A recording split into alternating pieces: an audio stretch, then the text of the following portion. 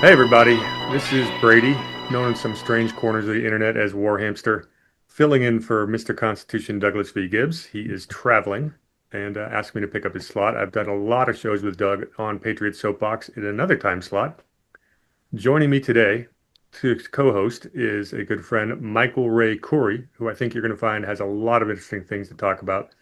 We did our first show about 2 years together about 2 years ago on Patriot Soapbox with our friend Gordon Ghost of Base Patrick Henry, and that's the most popular show I've ever done on Patriot Soapbox. So it's a no-brainer to have Michael back. So welcome, my friend.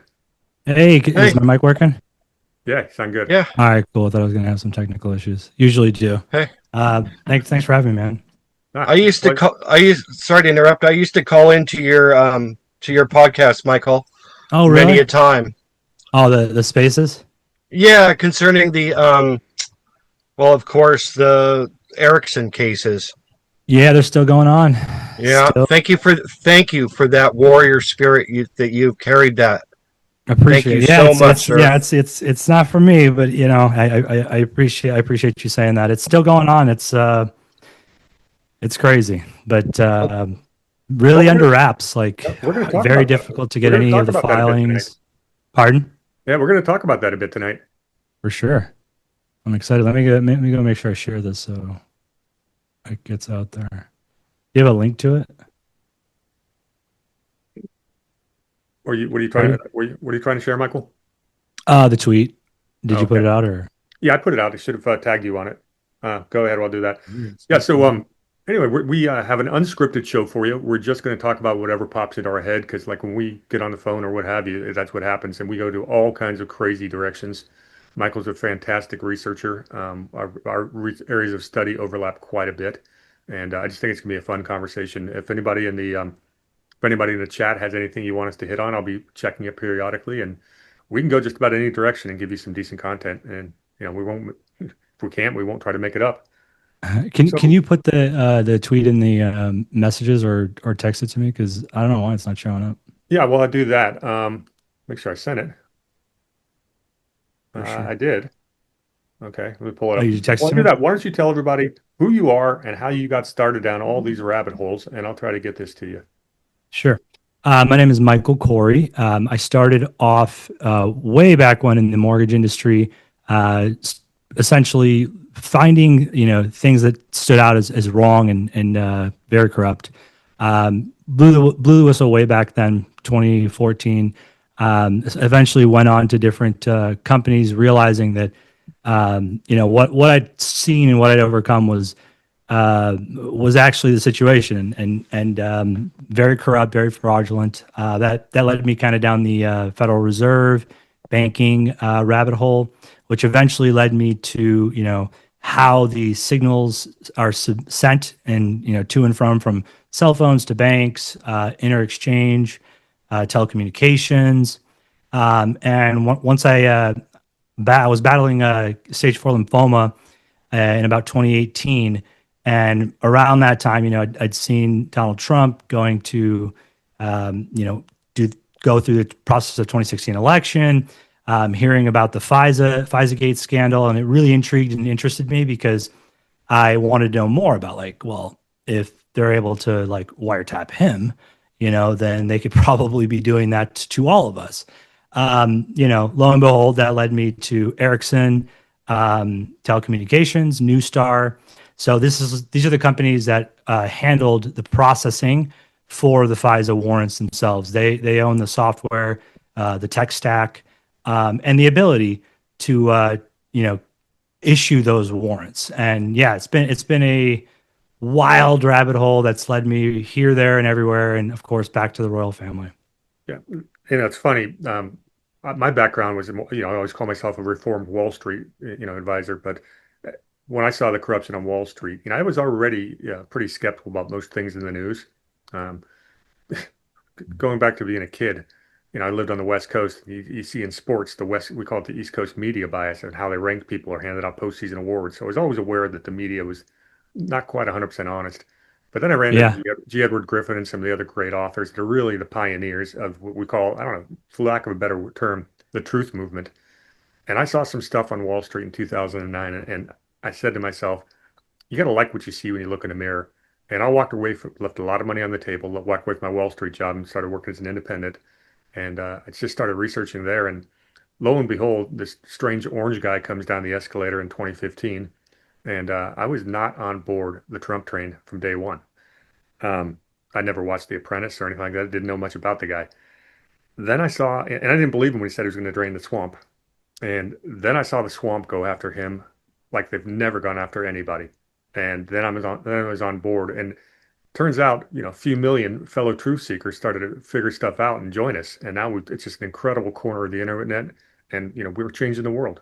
And I, Absolutely, yeah, and there's still a long ways to go, I believe. But I think it's excellent because from where we were headed, and from how much of this they had locked up, going all. I mean, it all leads back to JFK, and those assassination records. And I think researching that as deeply as I have been, covers everything from MK Ultra, Manhattan Project, the origins of our nuclear programs, or lack thereof, nuclear programs, because they were pretty much given away so that we would be compliant to oil and OPEC.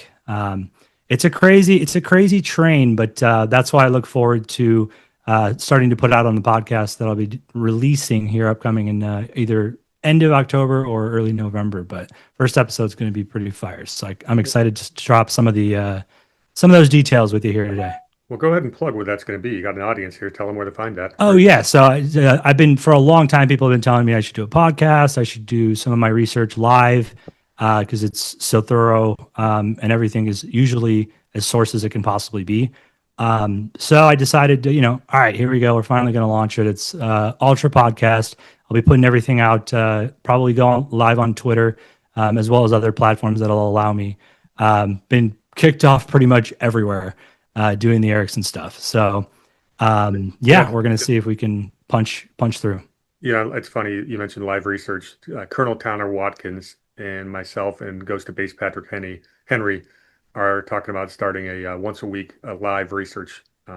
Just as everyone learns how we do our research using our. Yeah, I love all your guys' work. I mean, especially I finally connected with Colonel Towner yesterday. We had an amazing conversation. I think a lot of what is it based Ghost Patrick Henry? That's the handle. I don't want to release his name if he still goes It's by. public. He goes by Gordon. Yeah, he's so intellectual and so knowledgeable of the Middle East, foreign affairs.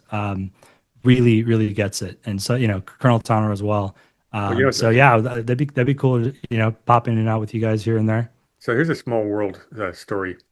My very first podcast I did was called Glitch in the Matrix, where I was with kind of the Dan Radio style, Ron Partain and Alpha Warrior. One of the first shows that Ron and I did together when we started doing grassroots spotlights is we had on Gordon to tell his story. That's the first time he was ever on a video. And that's how he got his start. And then about 2 years ago, my wife was on Truth and she said, you got to check out this Colonel Towner person. She talks about the exact same stuff you do. So I immediately connected with Colonel. We got on the phone within like 2 days of going back and forth. And she did her very first video with me again. And now she's partnered and doing a lot of really big shows with Alpha Warrior. So, and Gordon is now on also, and Alpha are both on Badlands Media, where I've been a guest about half dozen times. So yeah, it's epic. Everybody's getting out there and stretching their legs, right? Becoming the new form of media. Something that is exciting and definitely something we should all endure to take part in and get involved in. So, heck yeah. Well, let's jump into some fun stuff. You said something earlier about it all started at JFK. So some point in time today, I'm going to walk you through why I say it started as far back as Venice in the 1300s. Oh well, yeah. I just mean like the hyper acceleration, like financially. Yeah, Sputnik to me was the trigger. Yeah, I mean, I think a lot of people look at it like, oh, this group or that group killed JFK, and it's like the only power structure that could have pulled that off would be this royal power structure. It's literally not possible for any other group or entity to have pulled that off and then continued covering it up for as long as they have to this day. And do you subscribe to the 13 families from Venice, the black nobility? Like Fritz Springmeier, Yeah, there's a lot of truth to some of that stuff, and some of it, but he actually the 13 families he names are all like the American aristocrat versions. Like he doesn't name Saxe Coburg Gotha. He doesn't name many of the European royal families or the highly emphasized by you. Like he doesn't go into much of that. So I don't know if that's just lack of information or if it's disinformation, but either way, it's right. You take what works, what doesn't, leave it.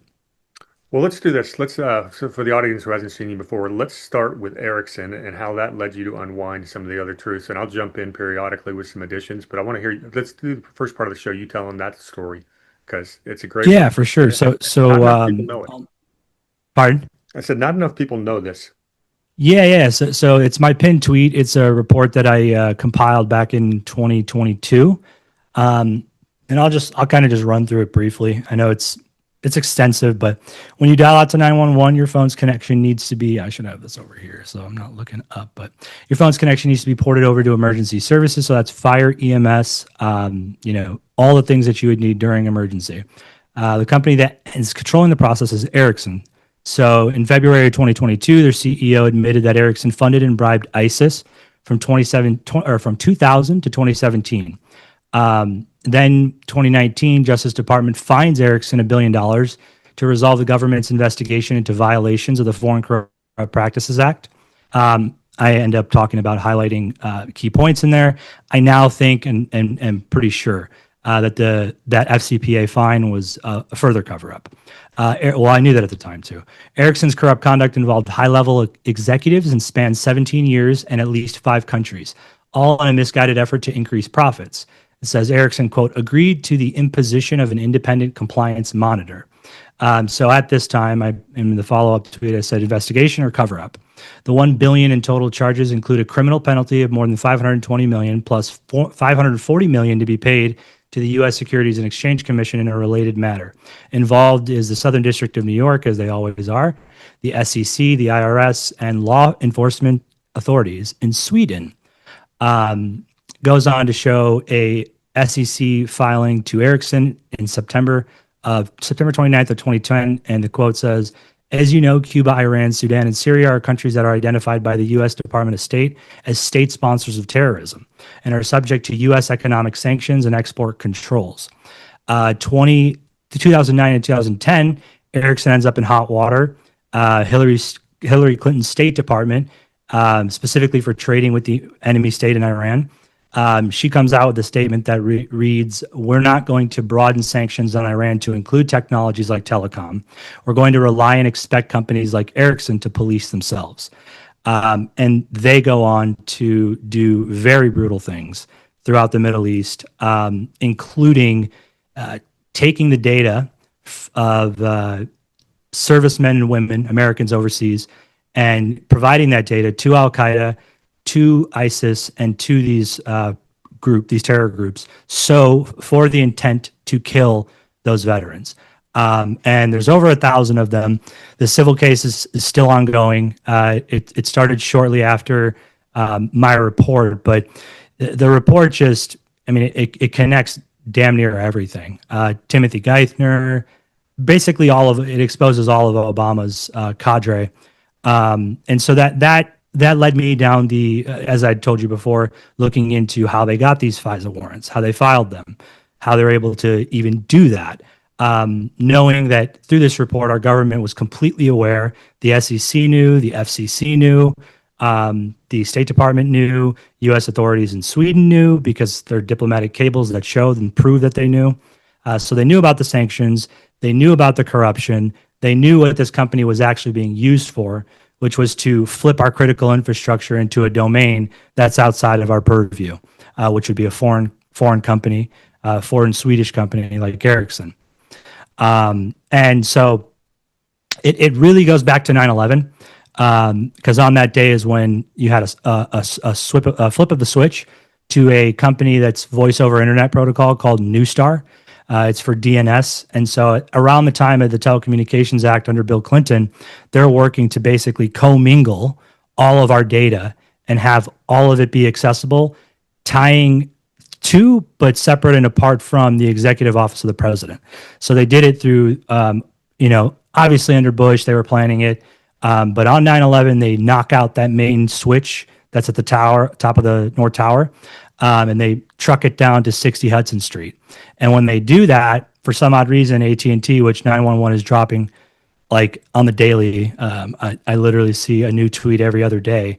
911's not working here, 911's not working there. It's like, well, maybe you shouldn't have given it over to, a foreign company that does not have our best interest at heart.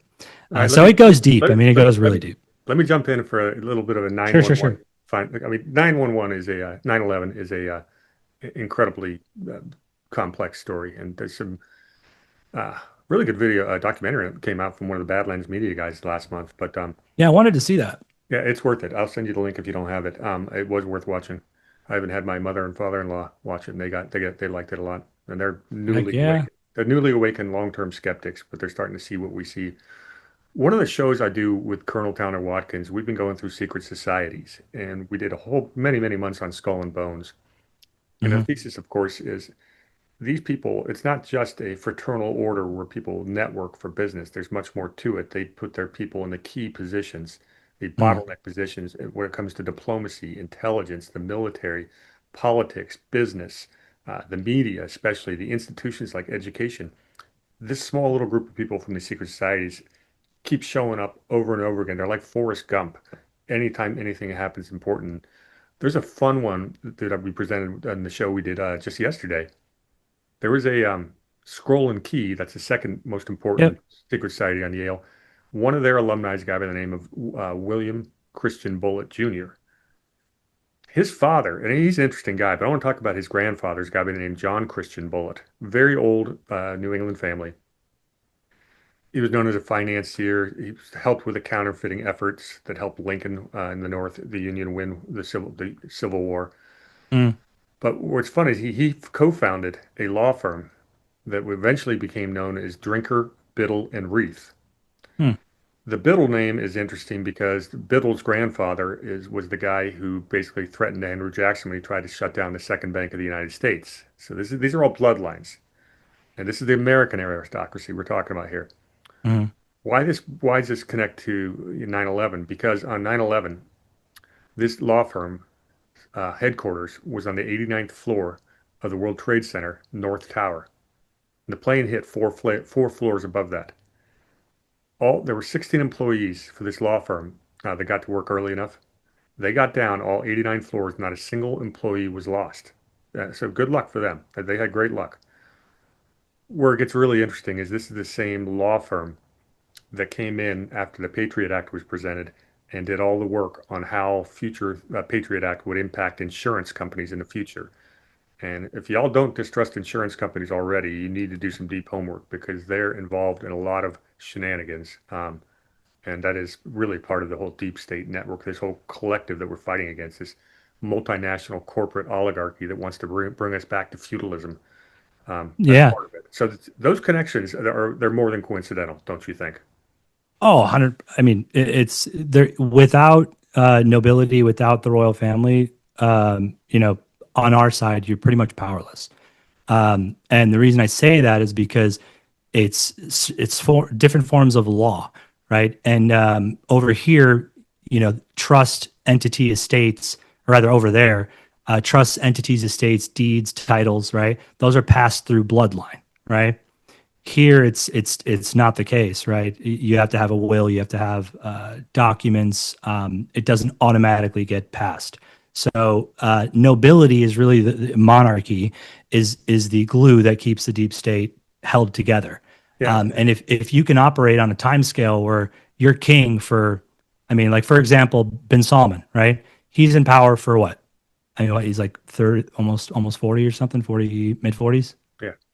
So he might be in power for the next 50 years, right? So he's able to operate on a time scale where I don't really care who the next president is. I'll get my cadre in and I'll get the things that I want, right? from that administration because I'm able to buy whoever I want, right? So it's just a different perspective when you're looking at it from the position of a king versus that of, a country where we declared our independence from said king, but continue to do business with him. All right, so I'm going to get into that a little bit more here, but I'm going to set the table a little bit. Sure. Part of my historical narrative, and this is really 30,000 foot view. We can get a lot more granular if you want to, but we lived, pretty much for thousands of years, under, a feudalist system. You had the kingdom, you had the king, you had a bunch of, rich lords that, Yep. the king that would protect the king. They controlled all information. They controlled the money. There was no middle class. It was lords and serfs. And the only way to make money was through warfare. And that kind of changed when Venice created the banking system. The dual entry banking system was basically the ability to use leverage and also the joint stock company. That came out Mhm. of Venice. Venice had a problem. They were not an they were a maritime nation, a trading nation. They were the most powerful nation in the world at the time because they were really good at what they did, and they had this banking system, this huge financial advantage against their competitors, the ability to print money or kind of summon it out of thin air.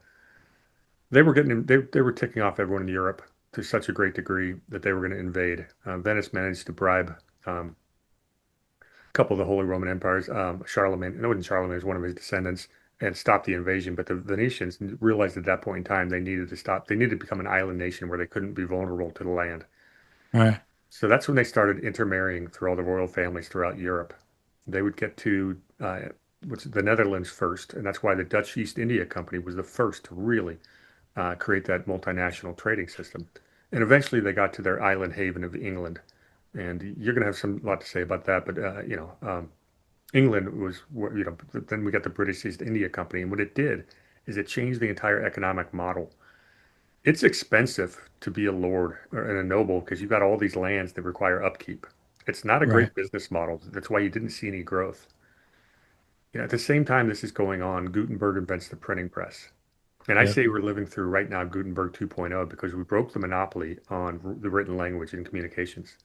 And that ties right back into your theme, why we're in Gutenberg 2.0. But what the first printing press did is for the first time, people weren't being relying on the information from the church and from the nobility. Other people could read.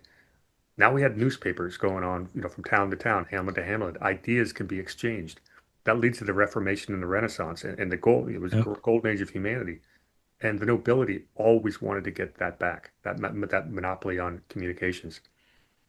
Fast forward leads to the American Revolution, obviously, but this whole new mercantilist class, as they're pooling their money to create vast fortunes, like the British East India Company and the Dutch East India Company, they have more power than the people with the bloodlines. So you started to see some intermixing there because of a better Mhm. business. The corporatism was a better business model than feudalism. We get to about the early 1900s, and obviously the powers that be that always want to get their power back. Everyone's got local newspapers. You can't get a monopoly on that. But then we get radio and television, and these are automatic monopolies. It takes vast sums of money to, basically build those networks. And that was the beginning of the 20th century, which is the bloodiest century in human history. And it's no coincidence because they were able to use disinformation, brainwashing, genetic programming. I'm sorry, social engineering to basically create the strife. It's Hegelian dialectic, giving two false truths that play with both sides against the middle, so we never look up and see who the puppet masters are. The internet would have been the ultimate mechanism of control, but they lost control of it, and that's why we are where we are today. Is because the powers that be can't control the internet, which segues right back into Ericsson and why they need that control.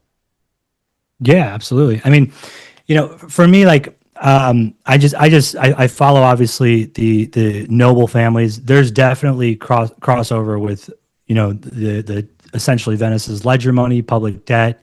Eventually it rolls into like the Amsterdam Exchange Bank, and you have essentially a crossover with London and Brussels. A lot of people, because if you're not following the royal house or the noble house, they've got like rules that are house rules, civil and administrative, right? So they've got the monarchs that they place on the thrones, but they themselves still operate under the house rule of that House Saxe Coburg Gotha, right? So they're moving things from here and there, Well, even explain that. throughout the. Yeah, explain that to the audience. Who's the House of Saxe-Gotha? So it's a Germanic bloodline that goes back to 900 AD, and they sit on the thrones currently of several European nations. The UK, they're actually German, and they throughout time, like, very dominant force.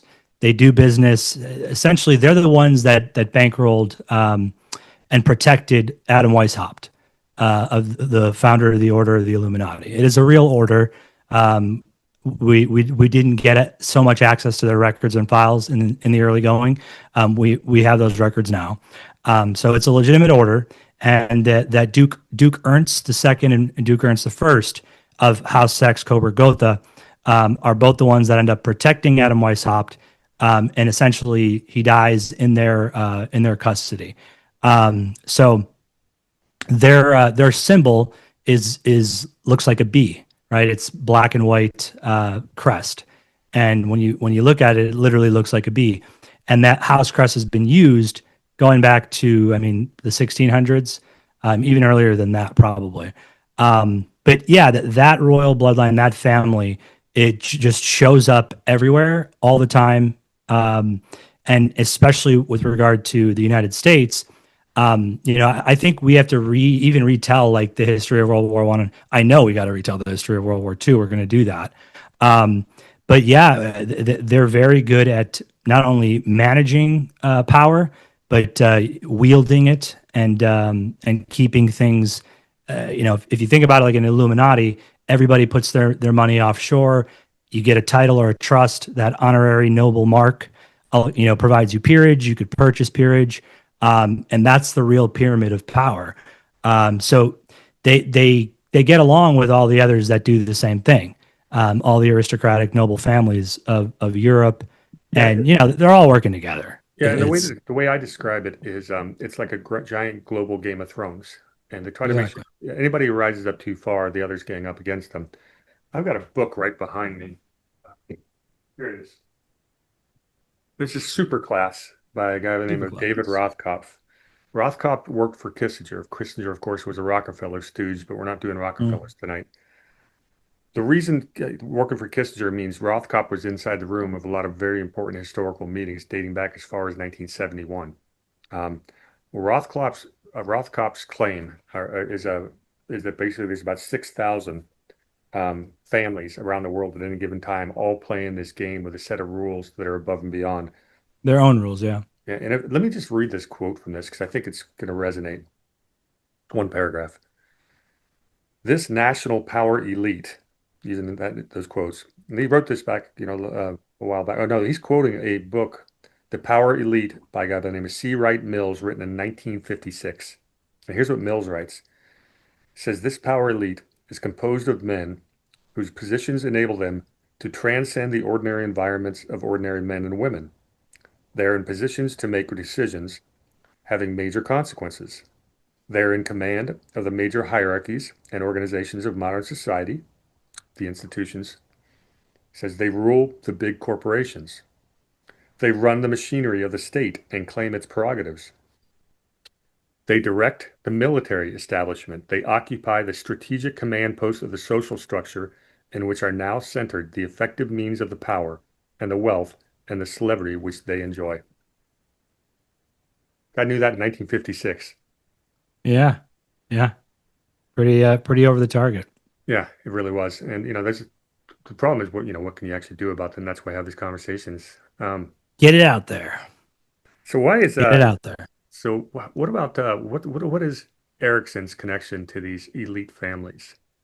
So very early on, the Swedish royal family and the Belgian royal family, because they're all cousins, they all made these decrees. Belgian was the real one.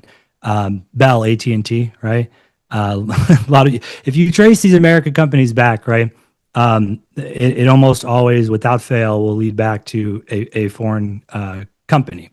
And so Belgium, it's like 1895, ensues a decree where they kick AT&T, American Telephone and Telegraph, out, and they do it on the foregrounds that it's crazy, but that the emergency services response isn't working.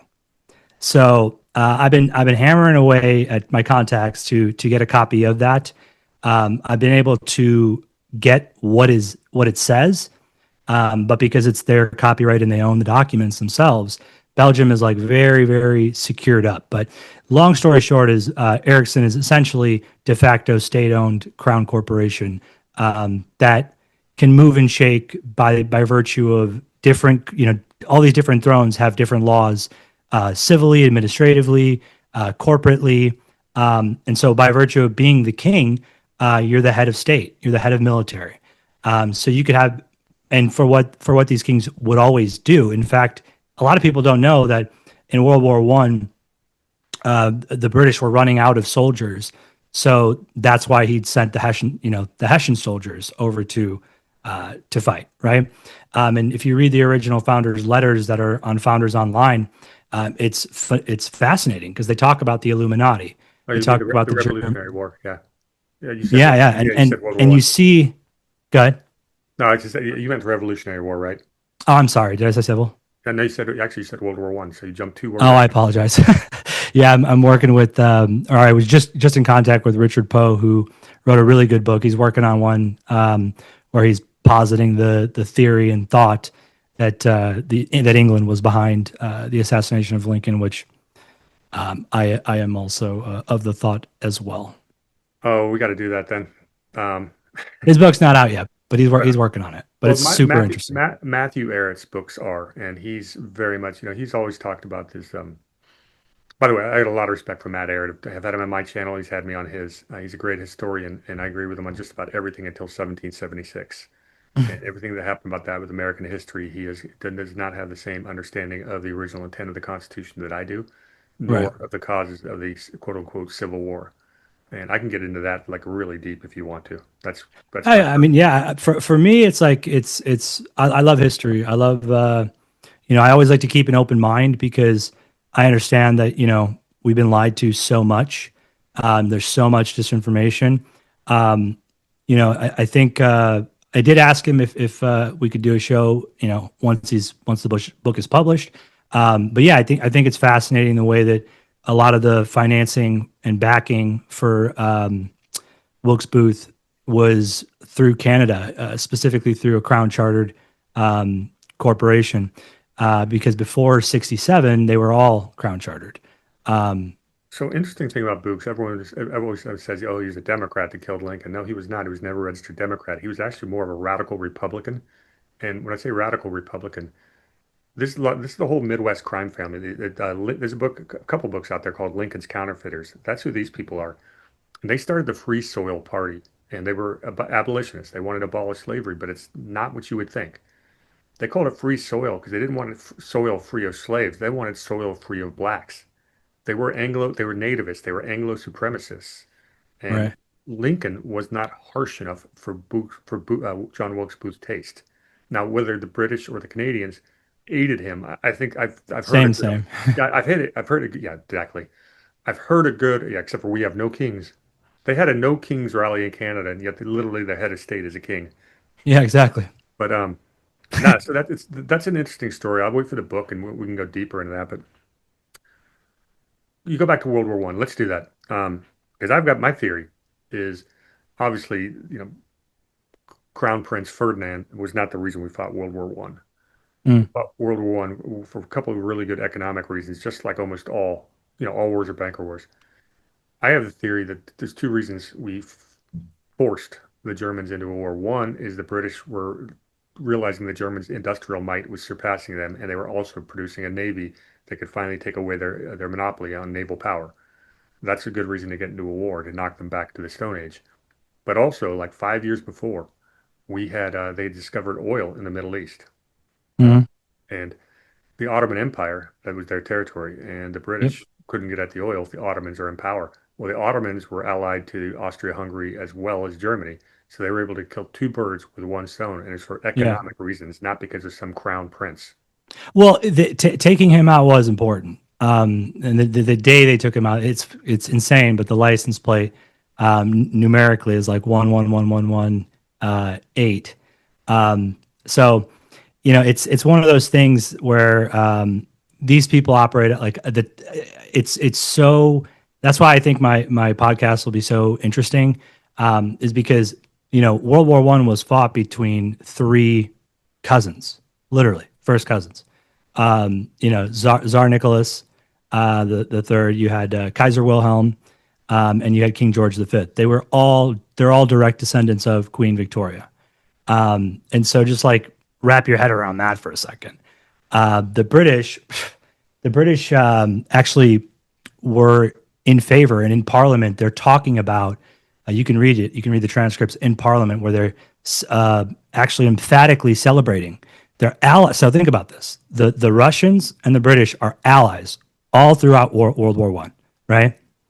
But during that time and before the war actually ends, they celebrate the fall of the czar, and the whole entire time, the prime minister, the prime minister's top secretary, I'm forgetting his name right this second, but he goes to try to convince Tsar Nicholas to separate his crown from the Duma in Russia, and he just won't do it because he knows, he's got the title of emperor, which sits above king and queen, and means nothing to us, right? King, emperor, but to them, and to the nobility, the aristocrats, it does mean something.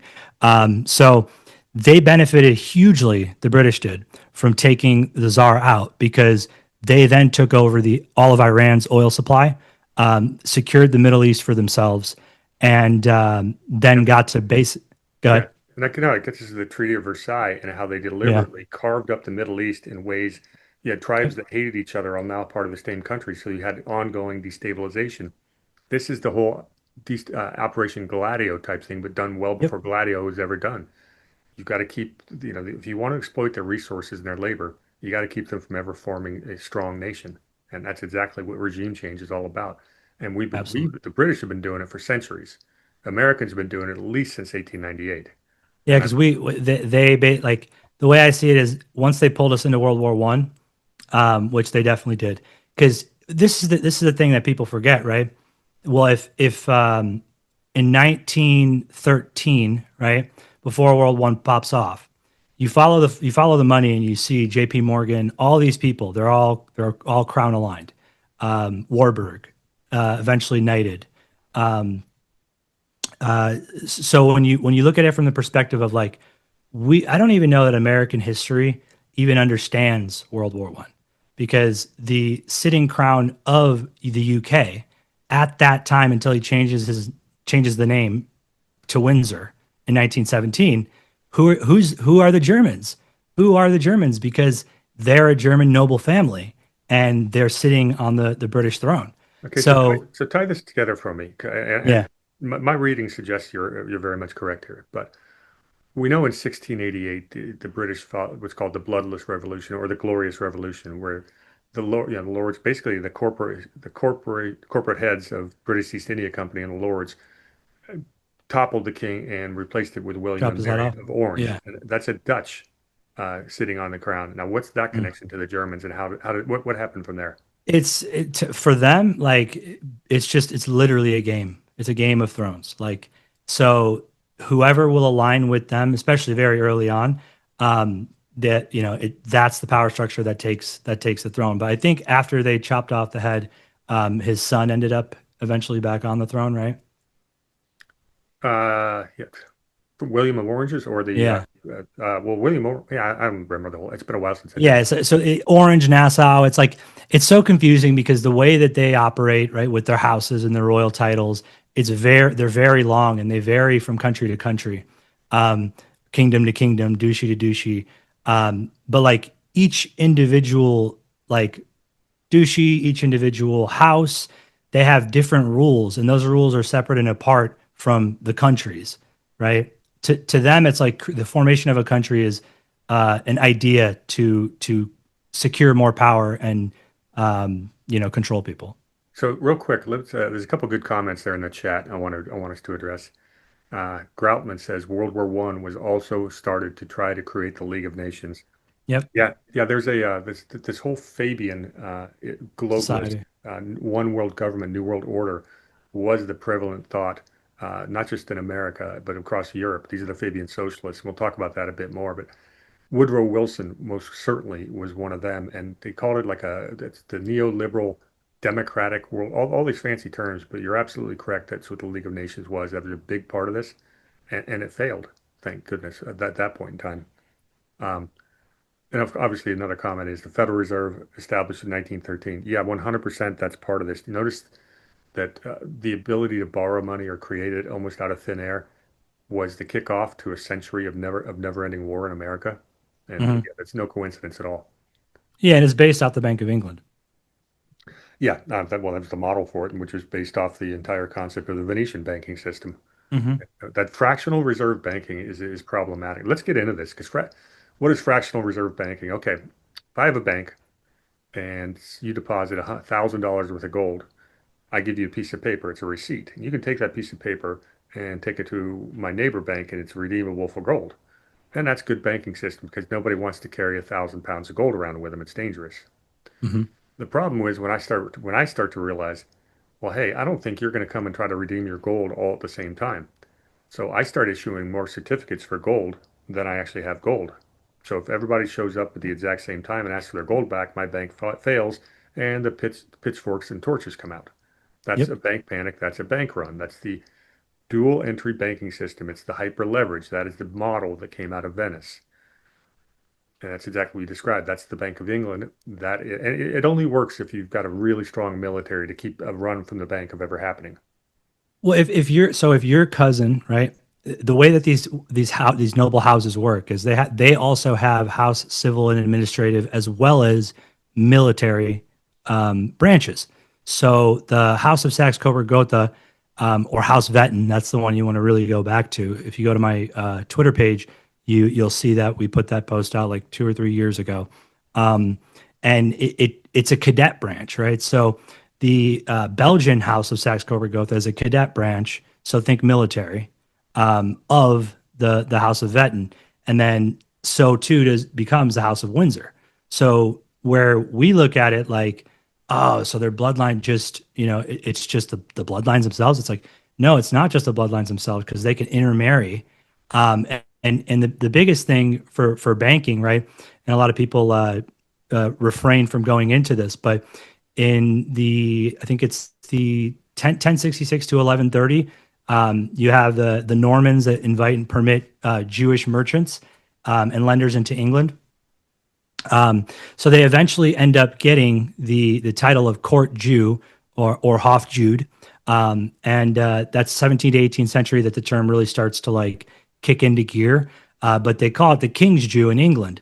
It's a status applied to the entire Jewish population, embedding them in the royal revenue system.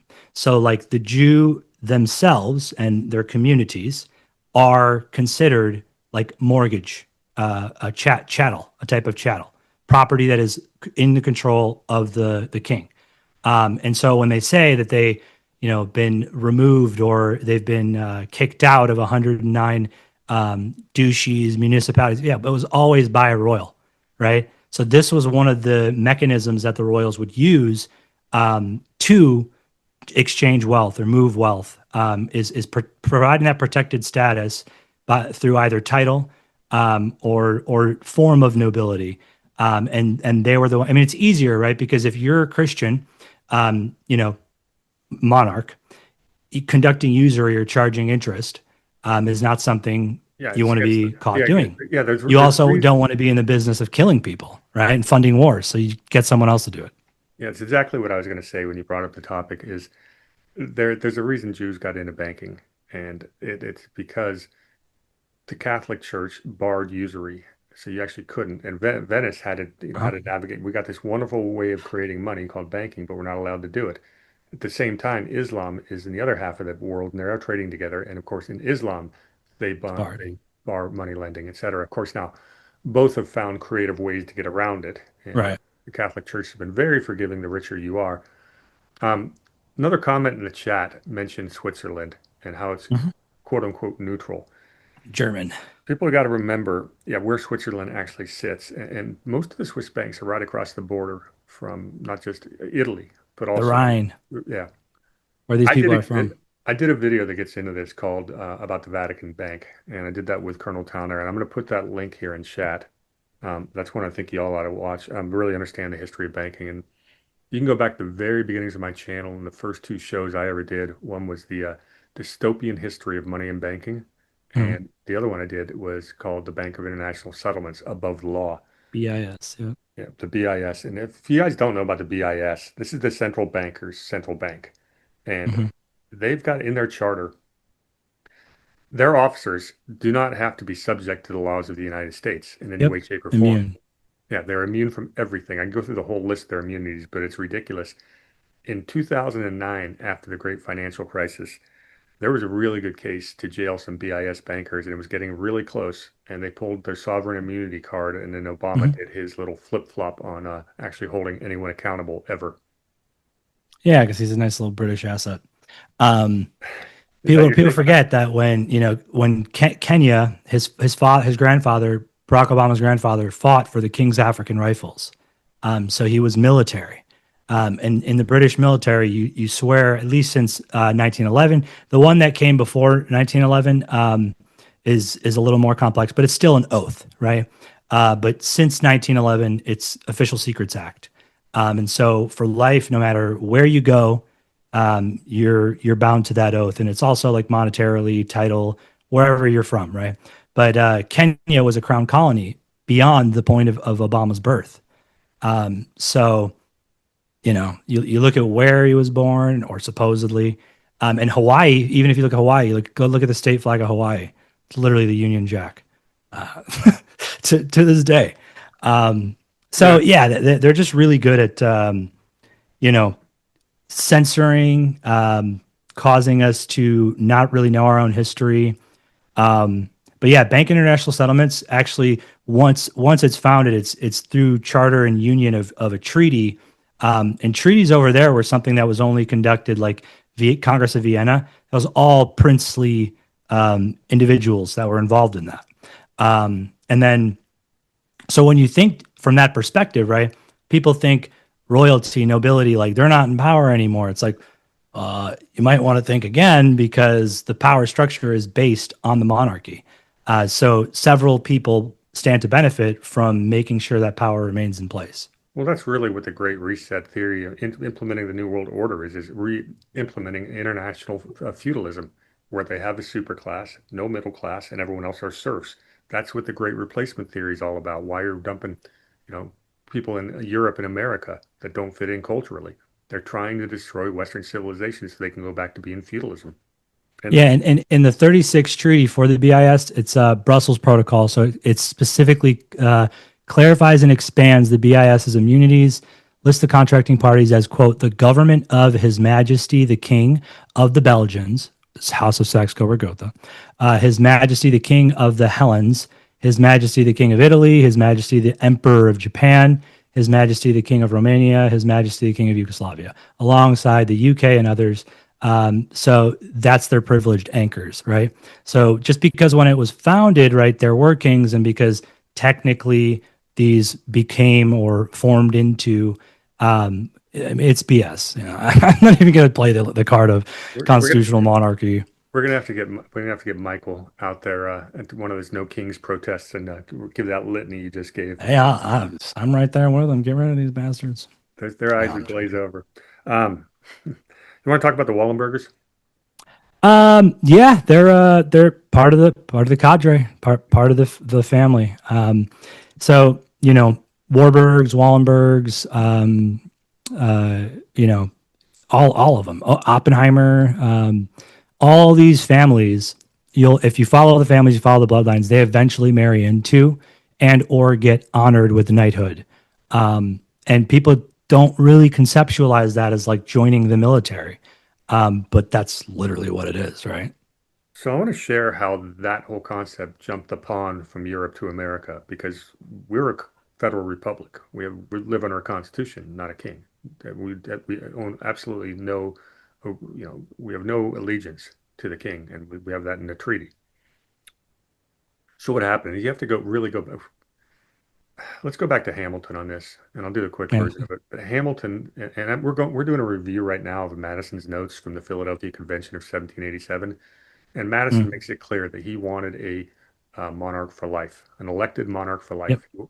Hamilton was an American patriot, fought against England and the mercantilist system that basically was crony capitalism, and he wanted to apply the exact same thing in America so we could become an empire and get entangled in foreign you know bogs. Skirmish.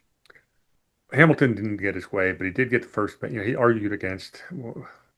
He argued for this stuff, got shot down in the Constitution, ordered for ratification of the Constitution because it did give a bigger government, and then he proceeded to do the opposite of what he'd argued for while he was the Secretary of the Treasury.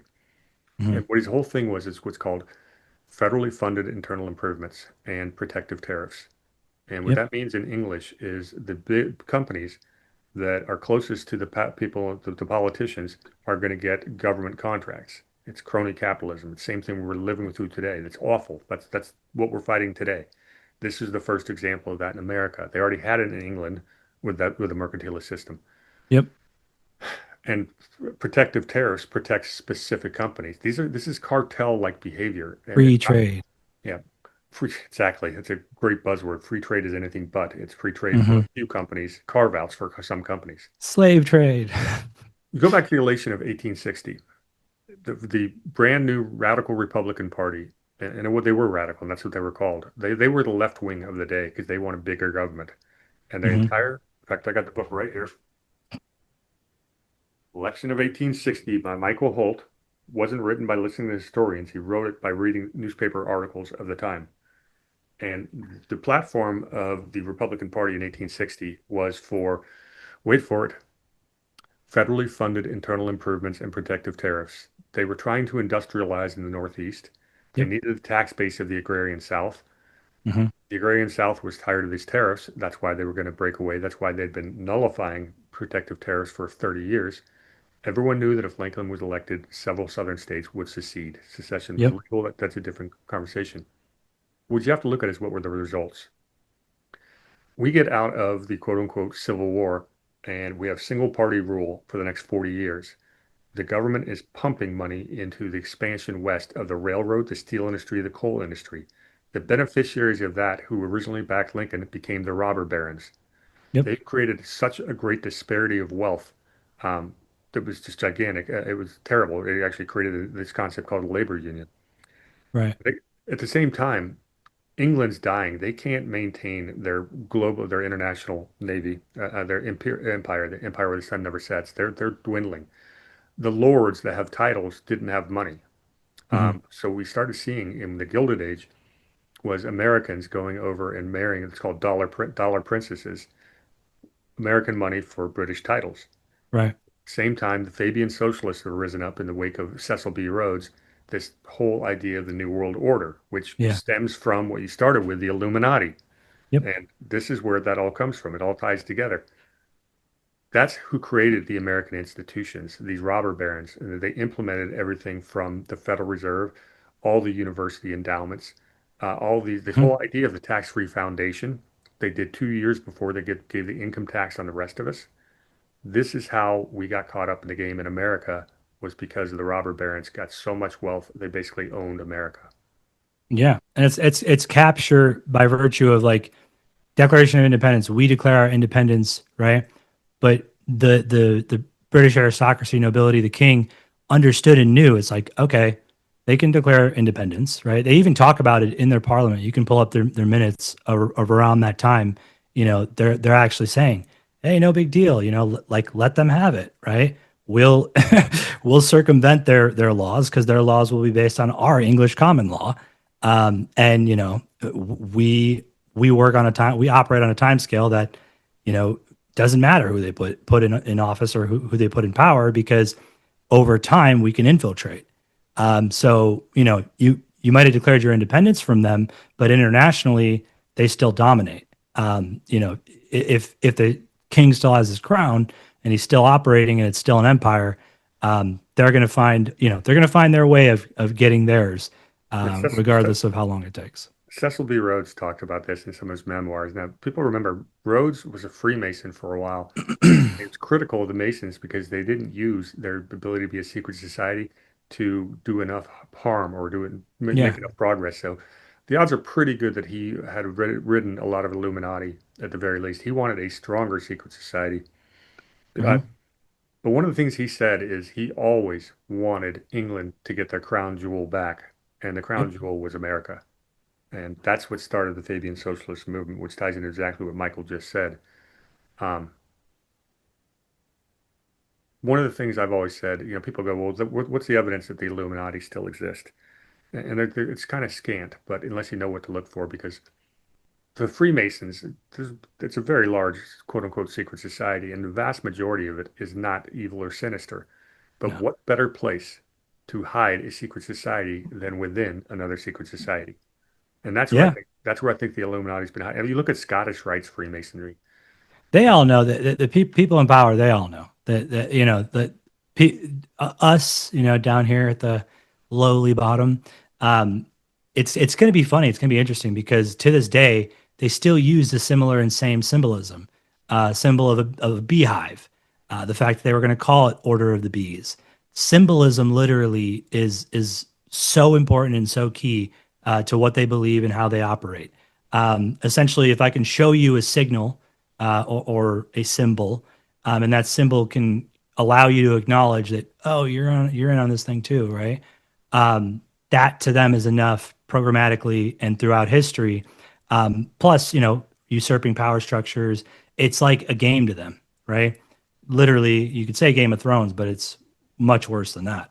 And the people that are at the top are at the top. But the beauty of what we're going through right now is this vast wealth of knowledge and data. And I think that's specifically because of what happened with Ericsson, with Snowden, and around 2012 to 2013. Because the conceptual idea was before 2017, the JFK files were due to to get released.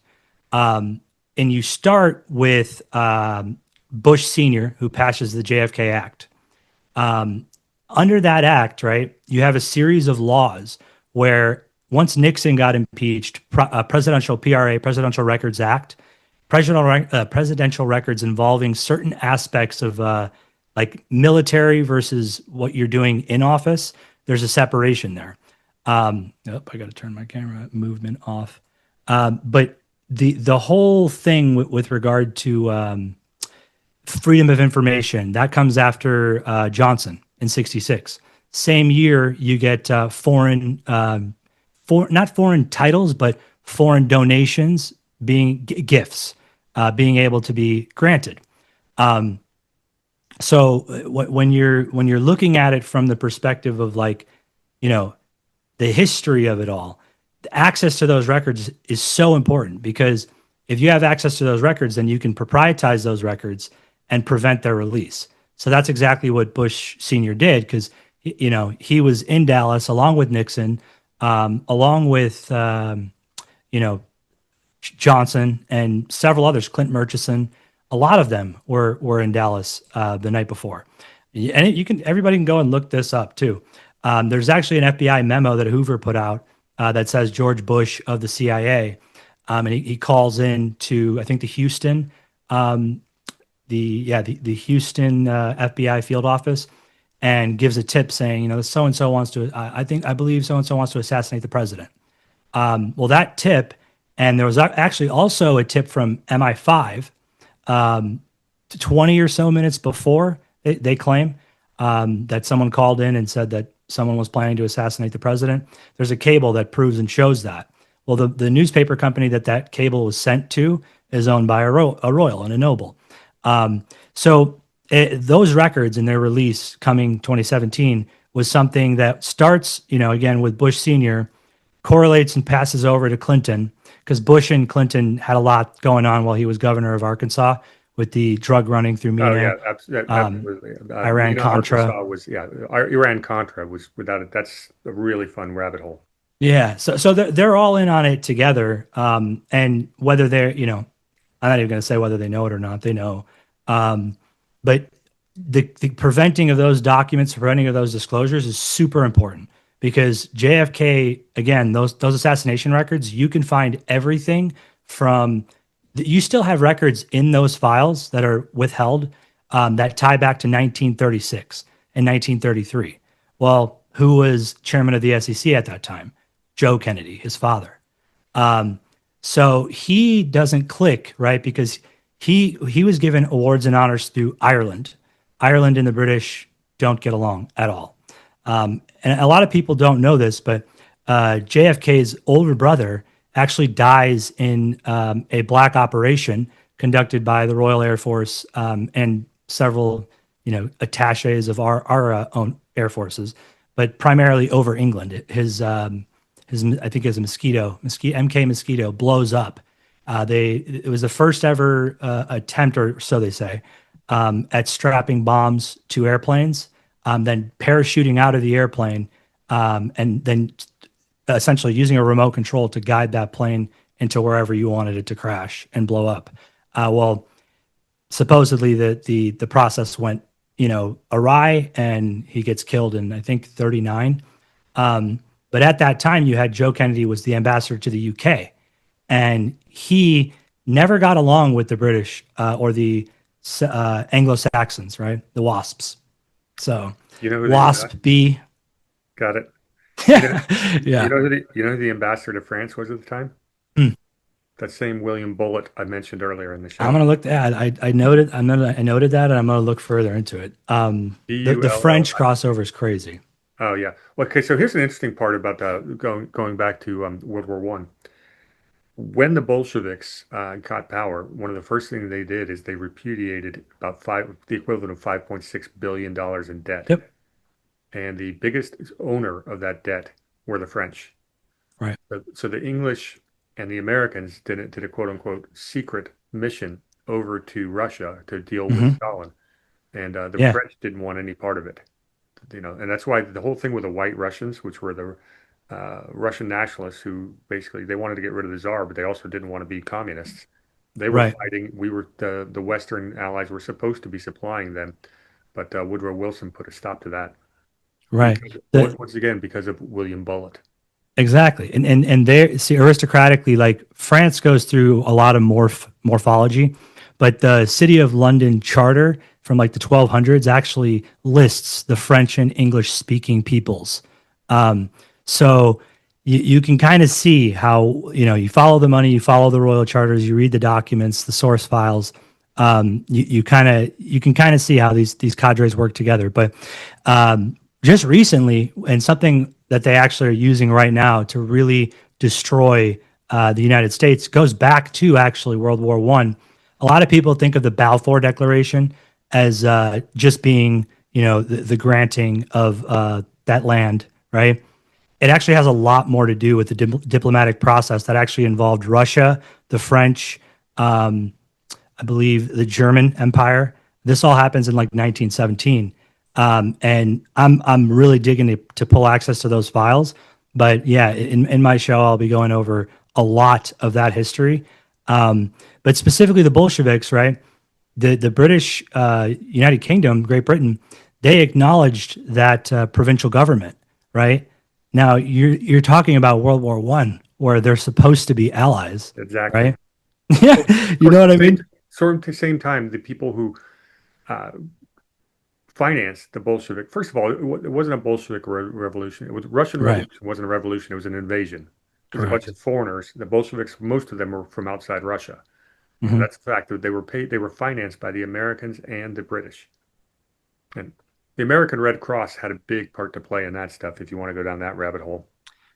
Yeah, I've been looking into a lot of them are royal. I hate to break that bit of knowledge, but they all end up at least over there becoming royal charter crown corporations.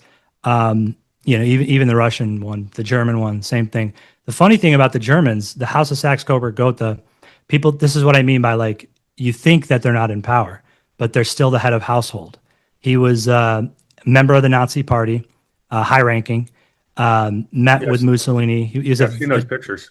right? They're real. He's in the White House in 1940, right? Head of the president. Oh, they only list him as president of the Red Cross, right? President of the Red Cross is this head of household, Carl Edward, House of Saxe-Coburg Gotha. He's in the White House in 1939. He also visits Mount Vernon, and they still references him as His Royal Highness (HRH). Well, wait a minute. I thought they changed their name in 1917. Those rules only apply to the United Kingdom. German titles and German civil and administrative procedures and law is probably the most restricted and most protected of all the laws. They actually call it B law. The B theme keeps coming up. The Polish underground would use bee swarms to label their attacking ordinances. That's funny. Anybody who watched my show yesterday heard me tell the story of we're in an old New England colonial home. It's 200 years old, and we had a wasp nest or a yellow jacket nest outside. And during the middle of the show, I'm swatting yellow jackets because this time of year they all want to come inside. We've already killed the queen, but I've killed about 50 yellow jackets here in my third floor loft office. But you see how like the allegory of that would work, right? Uh-huh. You're actually wearing the white and black, right? If you look at the House of Vetten, it's a crest that's striped, literally like a bee. So if that can work as a cadet branch, and you can make different nobility, you make an honorific nobility of a foreigner, they're part of your military now. You give them a title. So even though they go and they place different royals on different thrones, that house still sits in place to this day. All the federated states of Germany they all contain the same royal crests, and they're all still to this day controlled by these organizations. Do you trace the bee symbology back to Egypt or to Rome? There's both. Well, from what I've seen, both. But even Napoleon, like, he's got bees all over his royal attire. Different. They say it's different, but I just feel like these people are all in on it. So I want to jump into the Red Cross thing real quick because this gets really fascinating.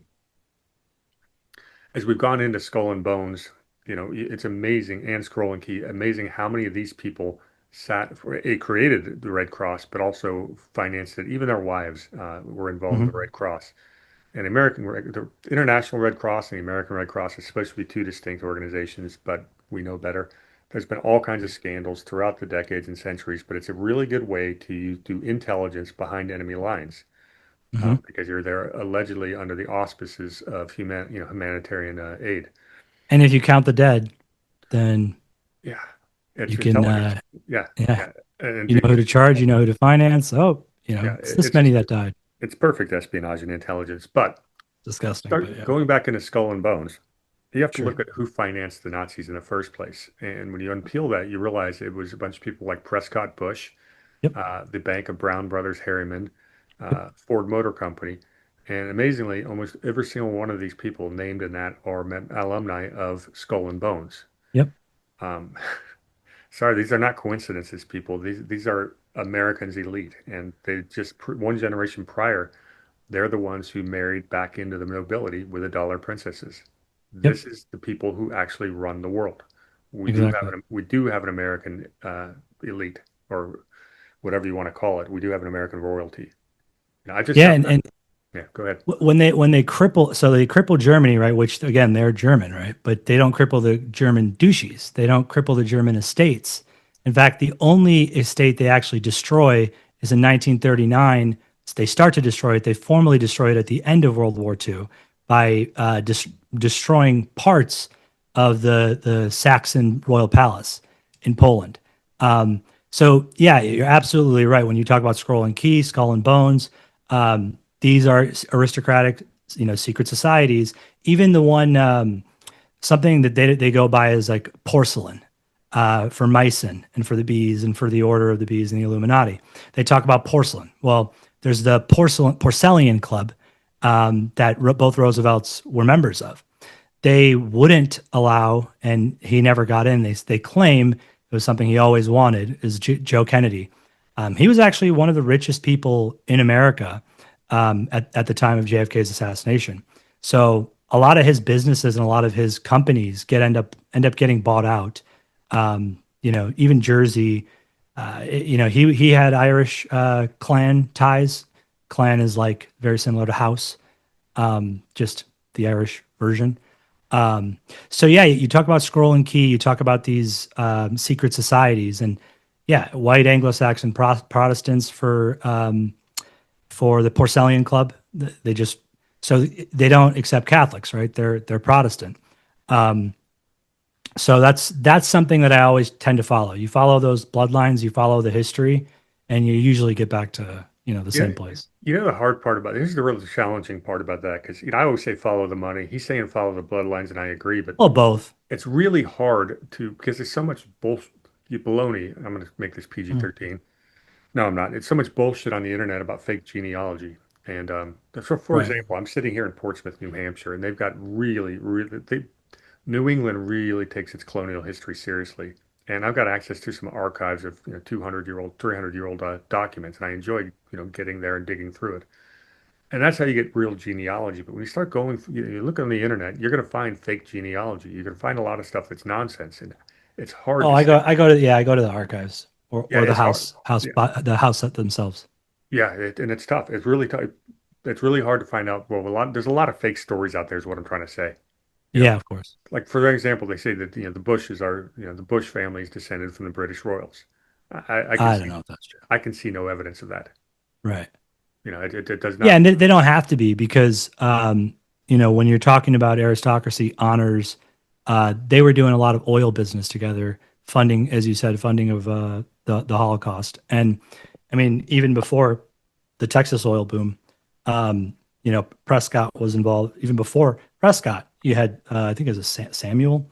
Um, they're all doing business together. It's the same people doing business together, and so if you're only thinking about American corporations, you're going to miss a lot of the bigger picture because if you're smart, right, you don't you don't have your wealth and you conduct your business in the country in which you're infiltrating because that would just be stupid, right?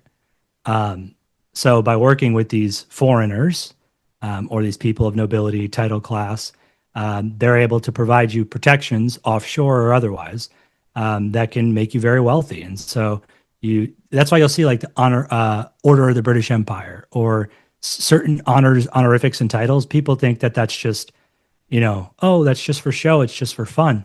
No, they're signing something over, right? And by signing that thing over, they get that honor, but it's like a state secret protections, and you can't even access the original files that grant those. Yeah, and you mentioned the oil in Texas, and we got to hit the oil sector. The three biggest oil interests were, of course, the Rockefellers Yep, and Standard Oil, the British Petroleum, and of course, the Dutch Shell. Royal And, Dutch Shell. that's Yep. also owned by the Royals of the Netherlands. But to tie this in, Percy Rockefeller Hmm. was a Skull and Bonesman, and interestingly enough, his daughter was Isabel Rockefeller. She was a bridesmaid at Prescott Bush's wedding. Yep. That's not coincidental what those connections are. Um, there's another nephew, part of that, John Rockefeller Prentice would be a bonesman, but Yeah, and Rockefeller Center was where 30 Rockefeller Center, 30 Rock. There's yeah, literally the British United Empire Names. building. Yeah, In the intro of that show, 30 Rock, like the first thing you see is the crest of that building, the British Empire building at 30 Rockefeller Center. So it's just super interesting, right? Because Rockefeller is one of those where he doesn't really have the noble ties, but that's exactly how they would do it. They'd send somebody in there that has their backing, has their support, and he goes in and hijacks damn near everything. yeah. And he did a good. I've long said that all roads lead to the Rockefellers, and Yep. they really do. And when they rose to power, you look at everything that's going on in the medical industrial complex. This goes back to Rockefellers. The Rockefellers had a near monopoly on the oil refining. The oil refining process produces a lot of different things that can be used for industrial purposes. Uranium. Yeah. Well, the big one is, well, they realized that they could use petroleum-based pharmaceutical drugs. But to do Yep. that, they had to destroy this naturopathic medicine. So they come in and start funding under their tax-free foundations, them and the Carnegies, Yep. all of the medical schools in the country. Then they create the medical boards that say you've got to have our certificate, do what we say, but to practice medicine, or we're sending you to jail. Correct. Do a PR thing and call everyone else who doesn't follow this sick care based, you know, whatever. And now we've got an entire army. Then they go out there and they use the same, another part of the petroleum extract, and they basically create the chemicals that we now use to grow our food. And they create the FDA, and you can't grow food unless you use their chemicals. It was a, Right. it was a brilliant move, and we're paying the price to this day. Hopefully, Bobby Kennedy's on the right track, but he still hasn't called the whole thing out yet. Yeah, I think a lot of interesting things are happening. With World War One and World War Two, a lot of those German companies, right? They're still there. In Oh, fact, their ownership structures shift around a little bit, like IG Farben. yeah, IG Farben is exactly what I was going to say. I mean, Yeah, and they all tie back. But what's funny about the Trading with the Enemy Act is like, of course they're trading with the enemy. Like, who's the only guy who got actually accused and not convicted of the alien trading with the Alien Act in Alien Enemy Act. Yeah, that's the one where the term they use very heavily is yeah, alien. who's the only one who ever got accused and actually almost went to trial? That was Uh, Prescott Bush. right, right. Well, I don't think he, but he never got like he was convicted, right? But then they secured the files. Even to this day, I submitted so many FOIAs to get access to those records because the Alien Property Office Custodian is an office that in '62 RFK actually passes to take civic control over that office. Well, that office is where a lot of the war spoils and a lot of the evidence was stored, including Hitler was Austrian, so was Tesla as far as when he came over here. It was known as German Austria. So his records and all of that is tied up into the Alien Property Custodian, and those custodial records, they're getting washed, right? But all the thing that I know with regard to as deeply as I've gone with these JFK files is there's definitely something more that ties to Austria specifically, and specifically Tesla, also Canada. Same deal with MK Ultra. It actually starts the initial negotiations, and even earlier predecessors of it are military intelligence of SIS and the British. You talk about MK Ultra. The Colonel Town and I go into our next probably 2 weeks from now. We're going to start going into Columbia University, which is Yep. where MK Ultra started, and its ties to the CIA. We skipped over an important point in 1934 called the business plot, which I know you're familiar with, but Mhm. these same Skull and Bones entities, Prescott Bush, Harriman, and a few other entities, tried to recruit Major General Smedley Butler and Yep. to basically overthrow FDR. And they failed because Smedley Butler, came clean and told the truth. What's interestingly about that, these guys tried to commit a coup on a sitting United States president, and nothing ever happened to any of them. That's how much power they wield. Yeah, I think it's because Roosevelt was a bit captured. The FDR, he creates a trust with the British, and that's where all our uranium ends up being captured through. It's so interesting. I mean, like the JFK assassination records. I think like intelligence normally does. It does a mass dump so that you feel like, oh, well, the answer's not here. It's like, well, the answer's not going to be there. You got to dig. You got to, research the files. You got to actually do the That's not work. going to work in this day and age. There's too many people like us that will do the homework. I mean, I usually Oh start. yeah. They do one of these WikiLeaks dumps, and when I had like 4 research friends, I go, look, you start with page 1, you start with page 101, and I'll start from the end and work backwards, and we'll see what we find. Yeah. You never know. And now you got AI. I mean, I don't lean on AI for like the absolute truth. I use it as a utility, a resource, a tool to access and go into domains that I otherwise couldn't. Yeah, it's just a really, really fast search engine at this point, but you still have to have discernment. Otherwise, Yeah. because it's garbage in, garbage out, like anything else. Yeah, but if you use the right prompts, you can get. I mean, you'd be surprised because Yeah, when they did I use it a lot. when they did the Snowden turnover, they were working on taking those databases of Neustar, Ericsson, basically turning over the United States critical infrastructure wise. Because again, making sure that those JFK files could be proprietized by several presidents, and they were Bush. You look into like the executive actions, the things that are still kept secret, right? You ask yourself like, well, that's weird. Why was the uranium purchase for the Manhattan Project, which was through the Congo Union Mineral, why is that still something that's not made public? Why can I access that record? And so there's source equities and protections from foreign governments that are saying, well, that's our work product, so that's why you can't release those files. Interesting thing about FDR, working with the Crown, stuff like that. In his memoirs, he did not like either Chamberlain or how do you draw a blank on that name? He actually didn't get Churchill? along. Yeah, thank you. Who's another really interesting deep state connections. Both. Churchill Yeah. was a descendant of the Dollar Princess, Yep. who I think came from, I think it was a Vanderbilt. I think it was, Yep. but I could double check that.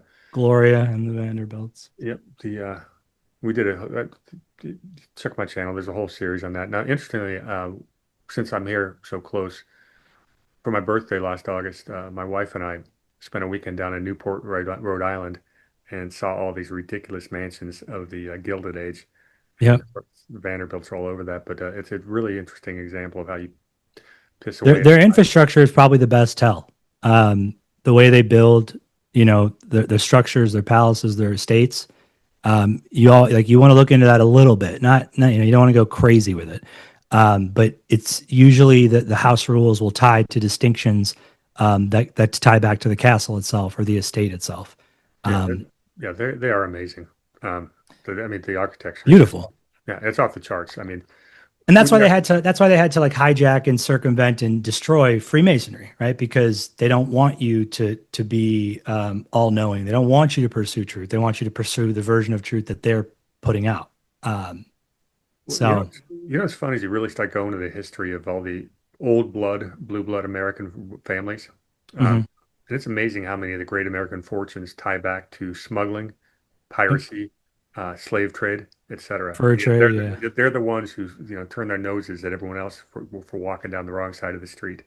But this old money, it wasn't made clean. Very little of the ancient fortunes were made on anything other than really kind of despicable behavior. That's kind of how the world is, and pretending otherwise is one of the biggest tricks they pulled on us. Yeah. And the commissions too, like those phony commissions, like the Warren Commission, the Rockefeller Commission, the Church Committee, those all worked as a way after FOIA to disclose what they wanted disclosed and then privatize it in their jurisdiction. So one of my favorite parts of the Warren Commission yeah, was one of the guys, the seventh member, I think it was the president of the World Bank named John J. yeah, McCloy. And I asked you, yeah. what does a president of the World Bank have to do with investigating a Kennedy assassination, unless there's a lot more to it and be covered up than we know? Oh yeah. You talking about John J. McCloy? Yeah, is that what I said? Oh, their whole the cadre, like the cover up was just so it's so blatant, right? But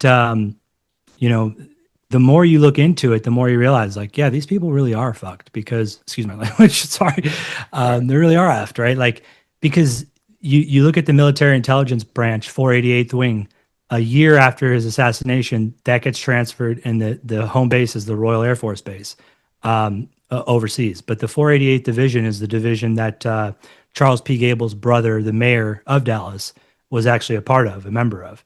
And so they use civil and administrative military intelligence divisions for, standard police. And that's a really good segue and way of differentiating military channels from civilian channels and then government channels from what's supposed to be public. Yeah, McCloy's a fun one. Oh, yeah. Used to be the president of the Ford Foundation, same Ford Foundation. Ford Foundation, Asia Foundation.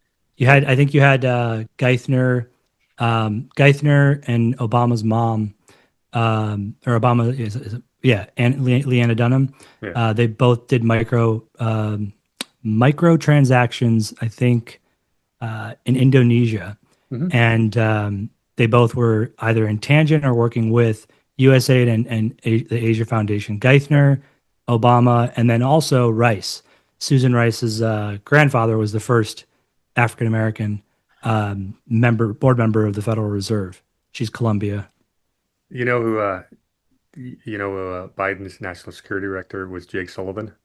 Yeah, He checks all the boxes. Yale University, clown. Carnegie Endowment.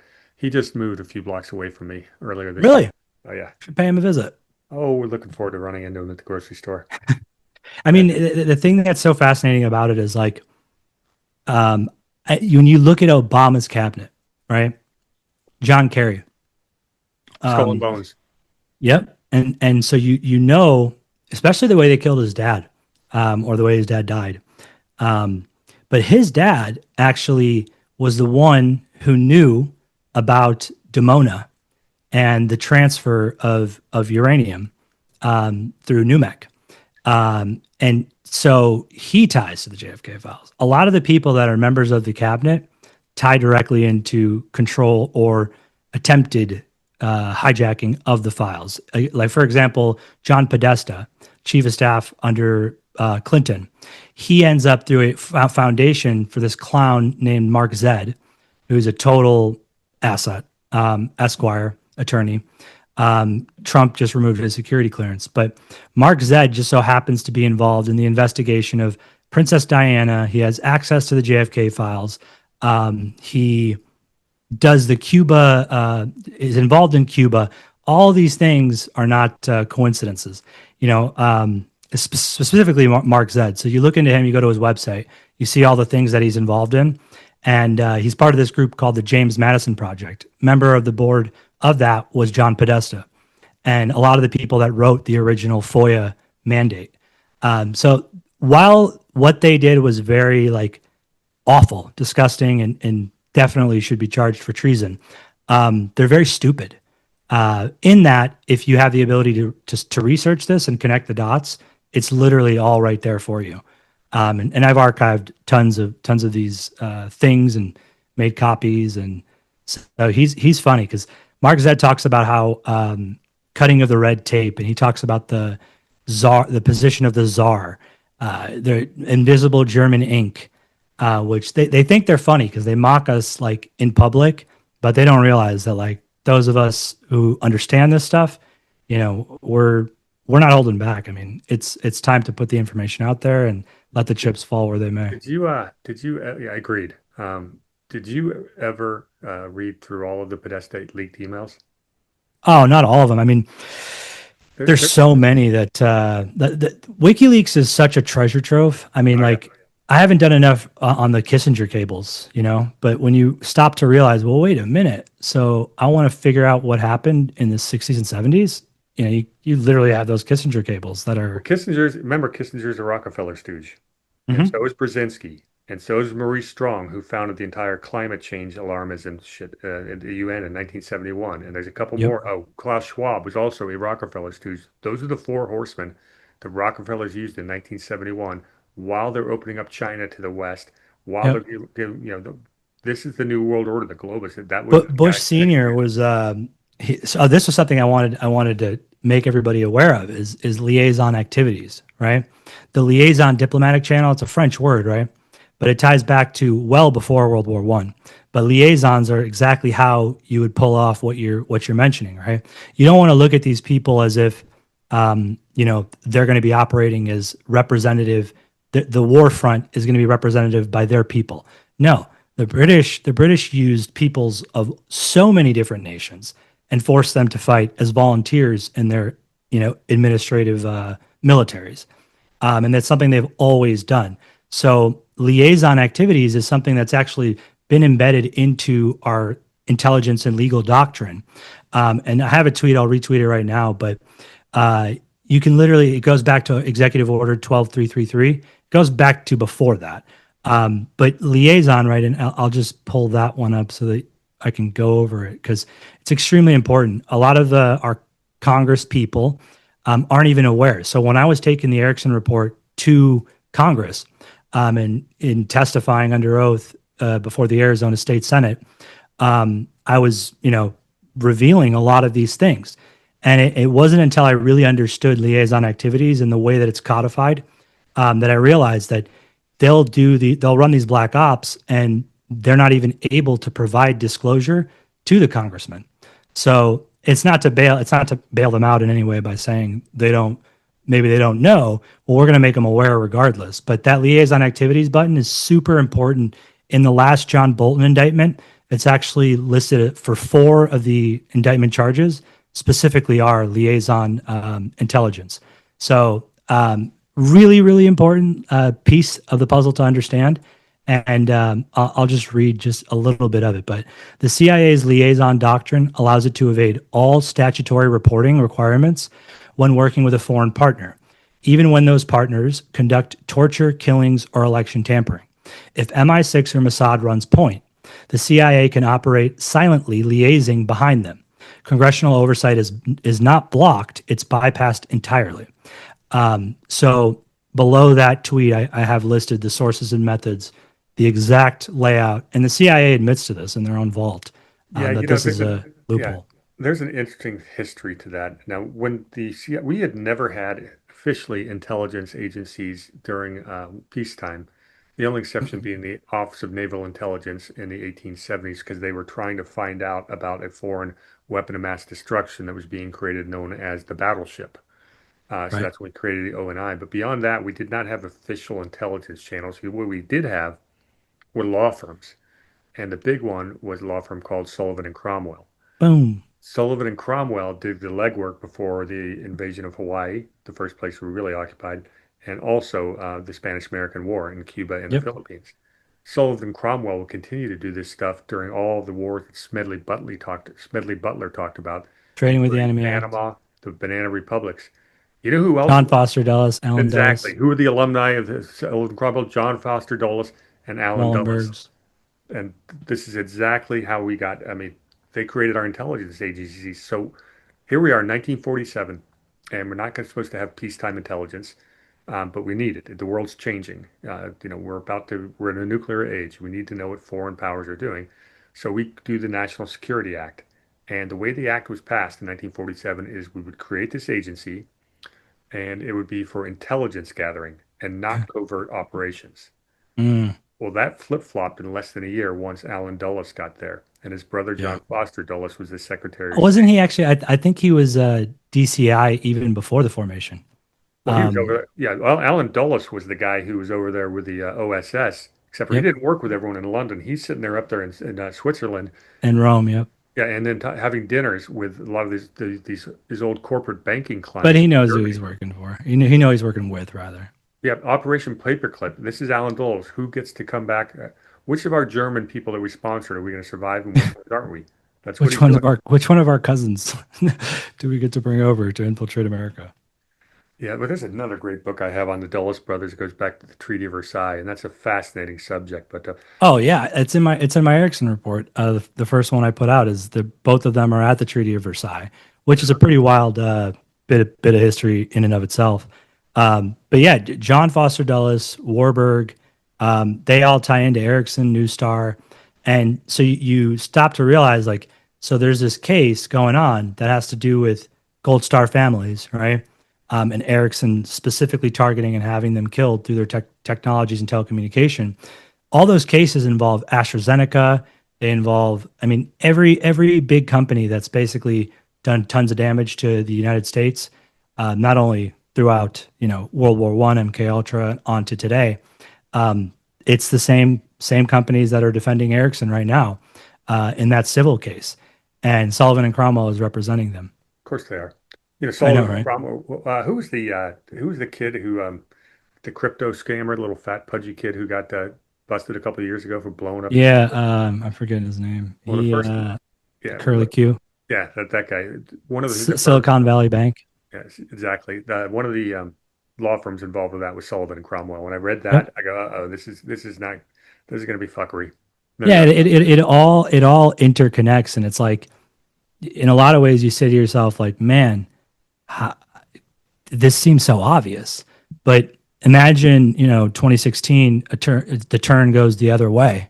Well, all those records that got released under Snowden, and a lot of them did, are still out there, right? So if you think about it, the cloud, people talk about the cloud like infrastructure, it's super complex, but it's up there, right? It's like, no, it's technology, right? You mentioned It, Snowden. Yeah, I got to go back to Podesta because yeah. I don't want to lose this. The, what freaked me out about that was that he's having normal conversations with some very high-ranking people, and they're talking about aliens and alien technology.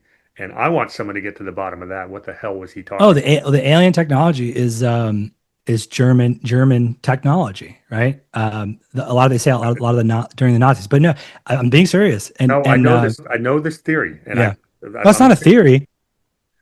I'm telling you, I've looked at the patents. It's just that we label, right. I mean, they obviously don't want that technology released, but the primary reason for it is because if people are not dependent on purchasing oil, right, how much of the money gets freed up? If you got free energy, right, but exactly that that. destroys everybody's, Of course, yeah. yeah. That is a narrative that makes logical sense. I just need to see evidence of the actual technology. Oh, The chat just bailed us out. It's Sam Bankman-Fried was the yeah, kid. that guy, Yeah, how's he clown. doing? Well, I hear he's trying to rally up people to get a pardon, but New Star had DNS services for Silicon Valley Bank through one of their patents. But yeah, it's also interesting, and that's why I like would just hyper emphasize to people like don't take the answer that people give you, or the version of history that is even in a book, because like we have the access right now to go and pull the actual source files themselves. I mean, it's unprecedented the amount of information that's out there, and then the vast capability with AI. That's something where the United States excels far and above, far and beyond any other nation. Is we're dominating the AI domain. Are we that far ahead of China? Yeah, I think so. I think where China is falling behind is they're the way they operate is totally different from us, right? They've got 2 billion people, so and it's a communist country, so it's like they're operating in a totally different paradigm. But yeah, energy wise, because of the Manhattan Project and because I believe the way all of this will roll out and the information we'll start to find out they've been covering up for so long, we'll eventually get access to those things. We already do, but it's just a matter of like regulatory red tape you got to cross. Yeah, and these powerful people they don't want that out there. So I've got a quick disclaimer. This is not investment advice, but one of the things we're hearing about AI is the business model. They're going to have problems with their capital structure because the replacement cycle, with the way they forecast their building, was supposed to take about 10 years before you have to replace everything. And the technology is growing so fast, it's every 2 to 3 years. And that creates a massive capital shortfall in their Oh balance yeah, sheet. The balance sheet, we're due for a real serious plummet. But I'm not allowed to um, say that because I have security licenses. This is not oh, investment. This is not investment advice. He can say my whatever he bad. wants. I'm not allowed to. Yeah. I will say that I have loaded up into non-green energy stocks because the demand of AI is definitely going to be there. Oh man. Yeah, and I think it really is the way out. But making sure it's regulated, right? You see the one country that's like just super adamant, Europe, right? But also the United Kingdom. If your aristocratic home base is over there, right? Then the last thing you want is for all of your dirty secrets to be public, and for everybody to access them. So digital ID is like something they're all about. So I'm old enough to remember, a couple of movies about AI getting too powerful and creating things called like Terminators. And I don't like that idea and stuff like that. Do you think you've dug into this stuff a lot more than most? Are we anywhere near AI actually being intelligent or just really fast computing? And is there a Um, danger? Is there a danger of the horse leaving the barn and we're all back into a dystopian future? What do you think about that? no, I genuinely think it's just fear peddling, right? Because if they can make you fear it, then you won't be interested or inquiring enough to use it, because you'll think, oh, it's the mark of the beast. It's this, that, the other. Anything that's a threat to their power, they're going to just completely drown you out. And it's this and it's that. But the way I see it is like the British and the people, those people, which is actually funny to use to use that term, those people that they've always been invested in controlling the mind, controlling the mind of their subjects, controlling the mind of their people.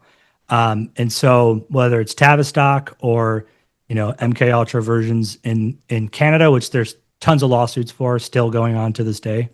You look at it, George Orwell's book, right? 1984. That's literally based on British military intelligence. Certainly is. Um, so for me, I actually am really hopeful. I think technology is our way out. We need to decentralize, and these systems are so bureaucratically captured, whether it's by this nation or that nation, or it's Israel or the Jews, or it's not us, right? At the end of the day, that's the reality. Is we're not controlling the nation that we're as Americans supposed to be in complete control over, and so you got to do something to make sure that that doesn't continue. As most people who've watched me before know, I am a original intent constitutionalist at heart. That's at least half of my content. It all starts from there. So when you say decentralize, obviously it brings a joy to me. Yeah. I want to address someone in chat real quick. First of all, people are asking, is there a place to find you and I? And we'll do that at the end of the show to make sure everyone knows where to find us. We'll do that, make it really clear. So appreciate the compliment.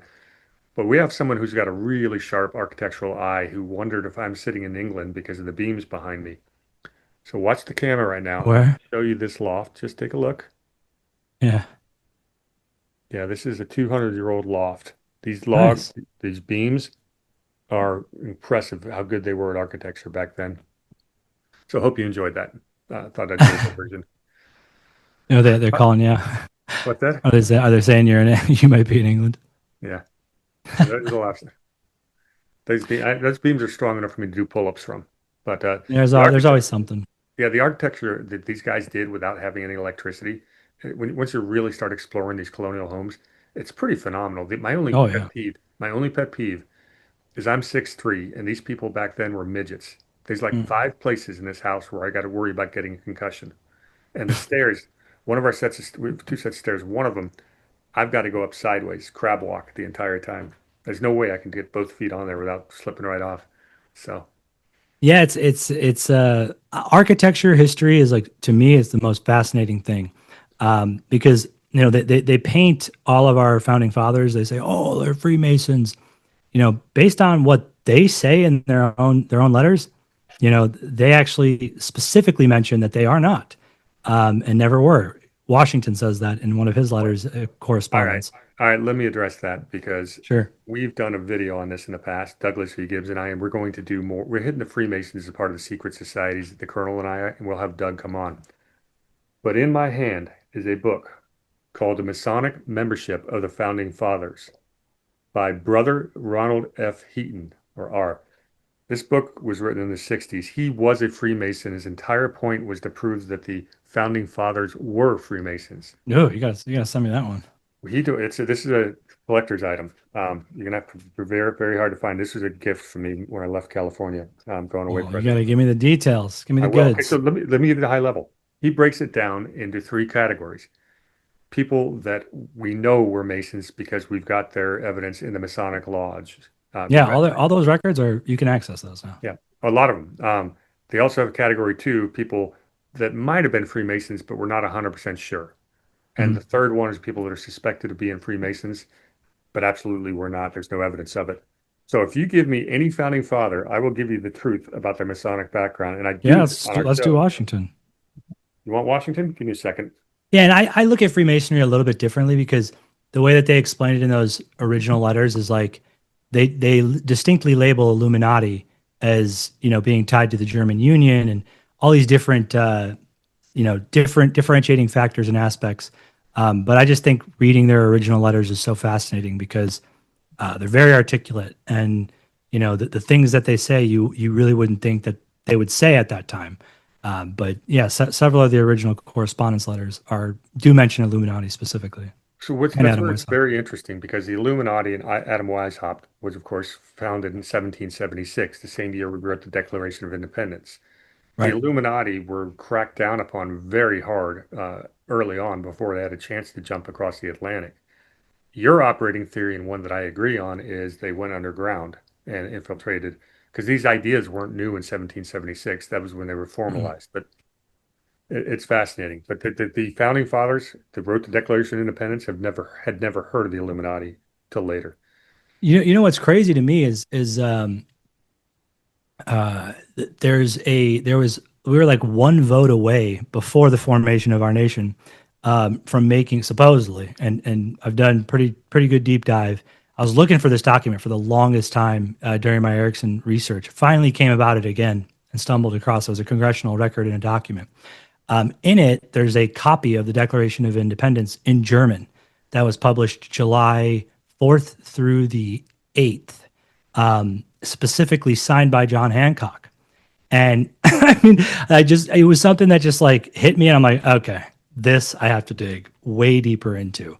And this congressional document praises Obama's, history and understanding of the language, Bill Clinton, George Bush, Reagan, and I think there might be one more president that I'm missing.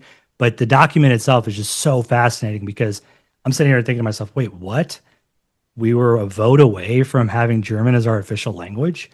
And yeah, it's history is just wild. Like All we should right, look more you're into gonna our have, you're gonna history. have to show me that one because that's all brand new to me. Yeah, But let's do Washington real quick. for sure. He's considered category one, the ones they think and they know were a Freemason. Ooh, Washington's Masonic career has been well documented. He received the 3 degrees of Masonry in the Lodge of Fredericksburg, Virginia. really? November 4th, 1752, he was an entered apprentice. March 3rd, 1753, he got fellowcraft, and on August 4th, 1753, he became a master mason. In 1779, Washington was proposed as Grand Master of the United States by the Grand Lodge of Pennsylvania. He's already the general of the army. Mhm. And a second proposal was made in 1780. In 1779, the American Union Lodge at Morristown, New Jersey, led in a convention to organize a national Grand Lodge with George Washington as Grand Master. Mhm. And there's about 7 or 8 more documented things up to 1793.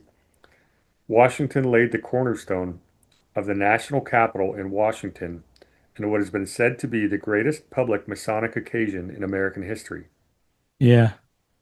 The the thing that throws me off with that is the G.W. Snyder letter from 1798. I'll send you a link to it right now, but I'll read you what he says. This is Washington's own words. It says, so he says that it was some time since that a book fell into my hands entitled Proofs of a Conspiracy by John Robeson, which gives a full account of a society of Freemasons that distinguishes itself by the name Illuminati, whose plan is to overturn all government and all religion, even natural, and who endeavor to eradicate every idea of a supreme being and distinguish man from beast by his shape only. A thought suggested itself to me that some of the lodges in the United States might have caught the infection and might cooperate with the Illuminati or the Jacobin Club in France. Fauché is mentioned by Robeson as a zealous member, and who can doubt of Genet and Adet.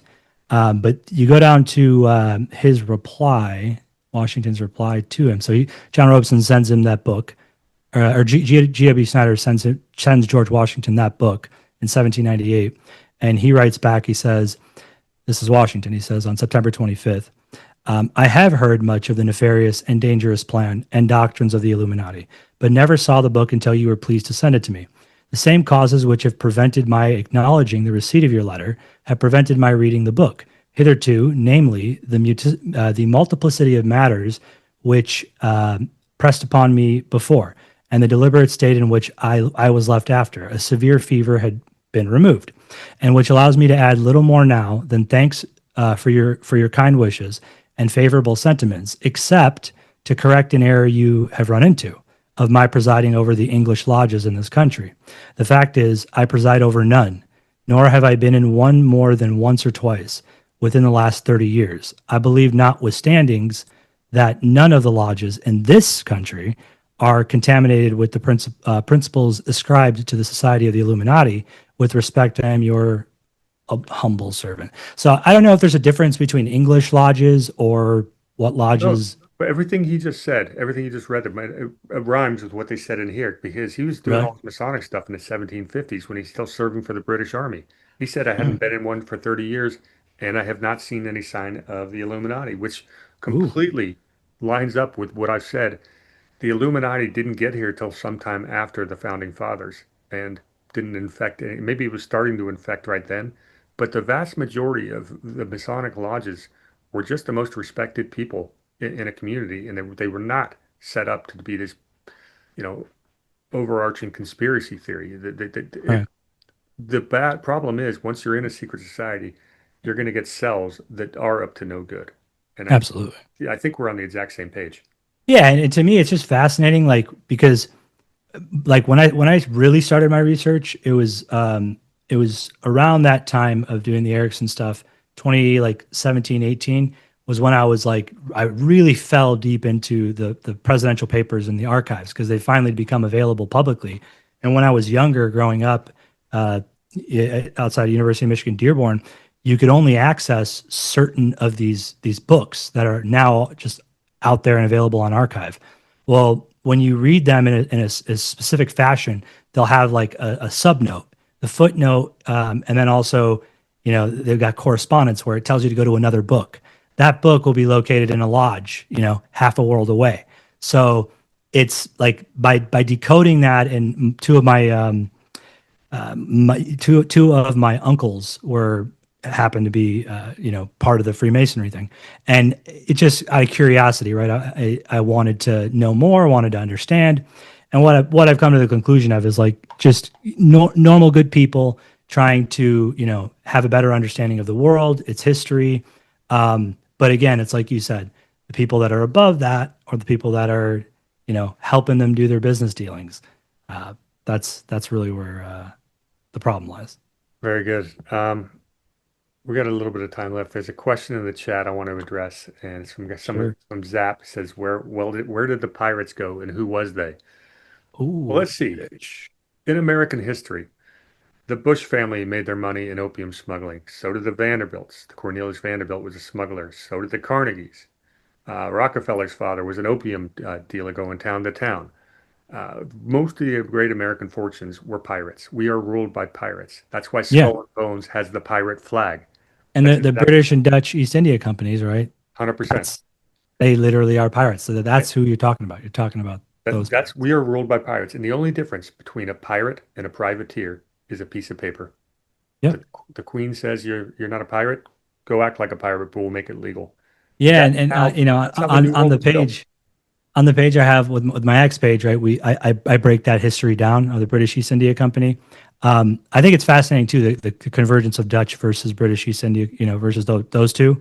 But you follow those all back, and whether it's House of Orange, whether it's House of Saxe Coburg Gotha, they're all cousins, right? So to them, it's like, what is it? It's a game. Do you know what I mean? Just like World War One was fought between three cousins. Yeah, So. it's a great story. We got about 7 minutes left. People have been asking where they can find you and me. I'll let you go first. Oh, yeah, on X, it's VLTRA underscore MK. That is, it's a weird handle, but I'm going to go ahead and put it in it's the chat, it's fit. so bear Yeah. with me. And what else you got coming up? Just the podcast is going to be fun. I think putting that information out there will be exciting, and then showing people how how I do my research, opening that up a bit. Probably going to be we're doing a big push with the Clinton Foundation whistleblowers. So going to be doing a lot of politics, Quantum Party, which is Yeah, independent party. yeah. Talk about the quantum party because it's another interesting. Michael and I actually have some real life friends in common. A couple of my buddies, Matt Baker and Luke Slywalker. I used to be some of my activist buddies in San Diego, and they do a lot. I don't know. I think you guys are in touch an awful lot. So talk about that, the quantum party. Yeah, so it's a way to basically go independent, right? It's putting forth a plan, a restructuring, a reformatting of our country, um, and revealing a lot of these awful deeds. And I think when Elon had posed the question, do we need a third party that represents the 80%? About 80.1% of like hundreds of millions of people, replied saying yes. So essentially, for now, Quantum Party stands to be essentially a lot like TPUSA, but in the way that we're putting out the full truth, and not really dancing around the history, because we feel like enough people at the grassroots level can come together, and you don't need the financing and the backing that you needed in elections before. There's a lot of seats that go uncontested completely every year, and no one ever runs against them. Yeah, that's actually sounds a lot like the precinct strategy, which I do a lot of Mm. work with my company, Revolution Harbor. But I'm not going to give a promo for that. I really want you when you get your podcast up. I'd like to be a guest if you ever want to have me Of on. It's going to course, be fun. yeah, man, yeah, heck yeah. I had a conversation earlier today with a guy I know pretty well, but he's now one of the many people throwing their hat in the ring for Republican governor of California. But he's running as the crypto governor, and I'm going to Ooh, introduce you to him next week for offline. sure. I'd Yeah, love to meet him. you definitely would enjoy Yeah, that. I think empowering people, regardless of like what you're behind or what you're doing, right? I think enough people understand that like this current form of governance, not really working. It's not really to what its potential could be. And we're teetering on the edge here, because you get to a point where eventually AI is going to take away so many jobs, and you're going to need a plan for working around that. So Agreed. Agreed. The future is going to be interesting. And again, I can't give financial advice, but be very well prepared for all, everything that come up. I want to thank everyone. Some really nice comments in the chat. They enjoyed our conversation. Thought they said we should have our own show. I agree.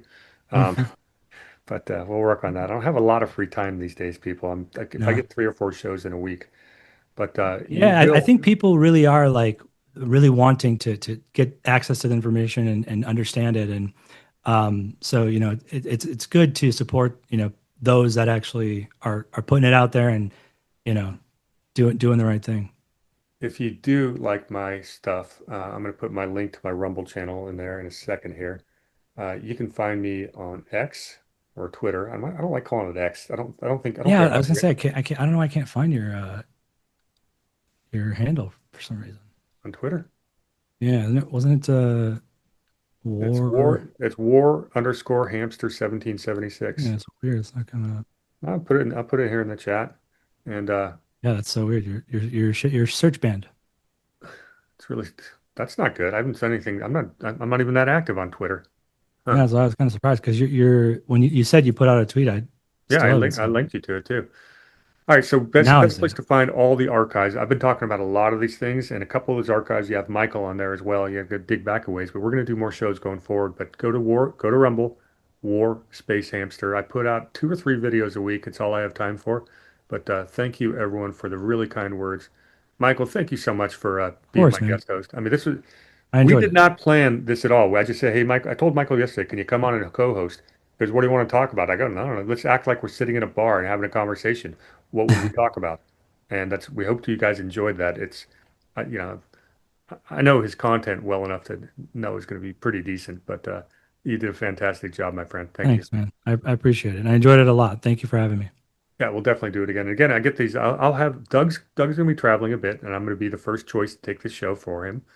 He'll be back teaching us Constitution stuff soon, but Michael will be on the short list of people I invite, and hopefully we can have a round table with a couple of the Yeah, other people we enjoy talking to in the future. absolutely. I'd love to do Bring beer next time, huh? What do you think is in here, huh? What do that. you think I have drinking in? All right, we're going to turn it over to our next guests. It is almost the witching hour.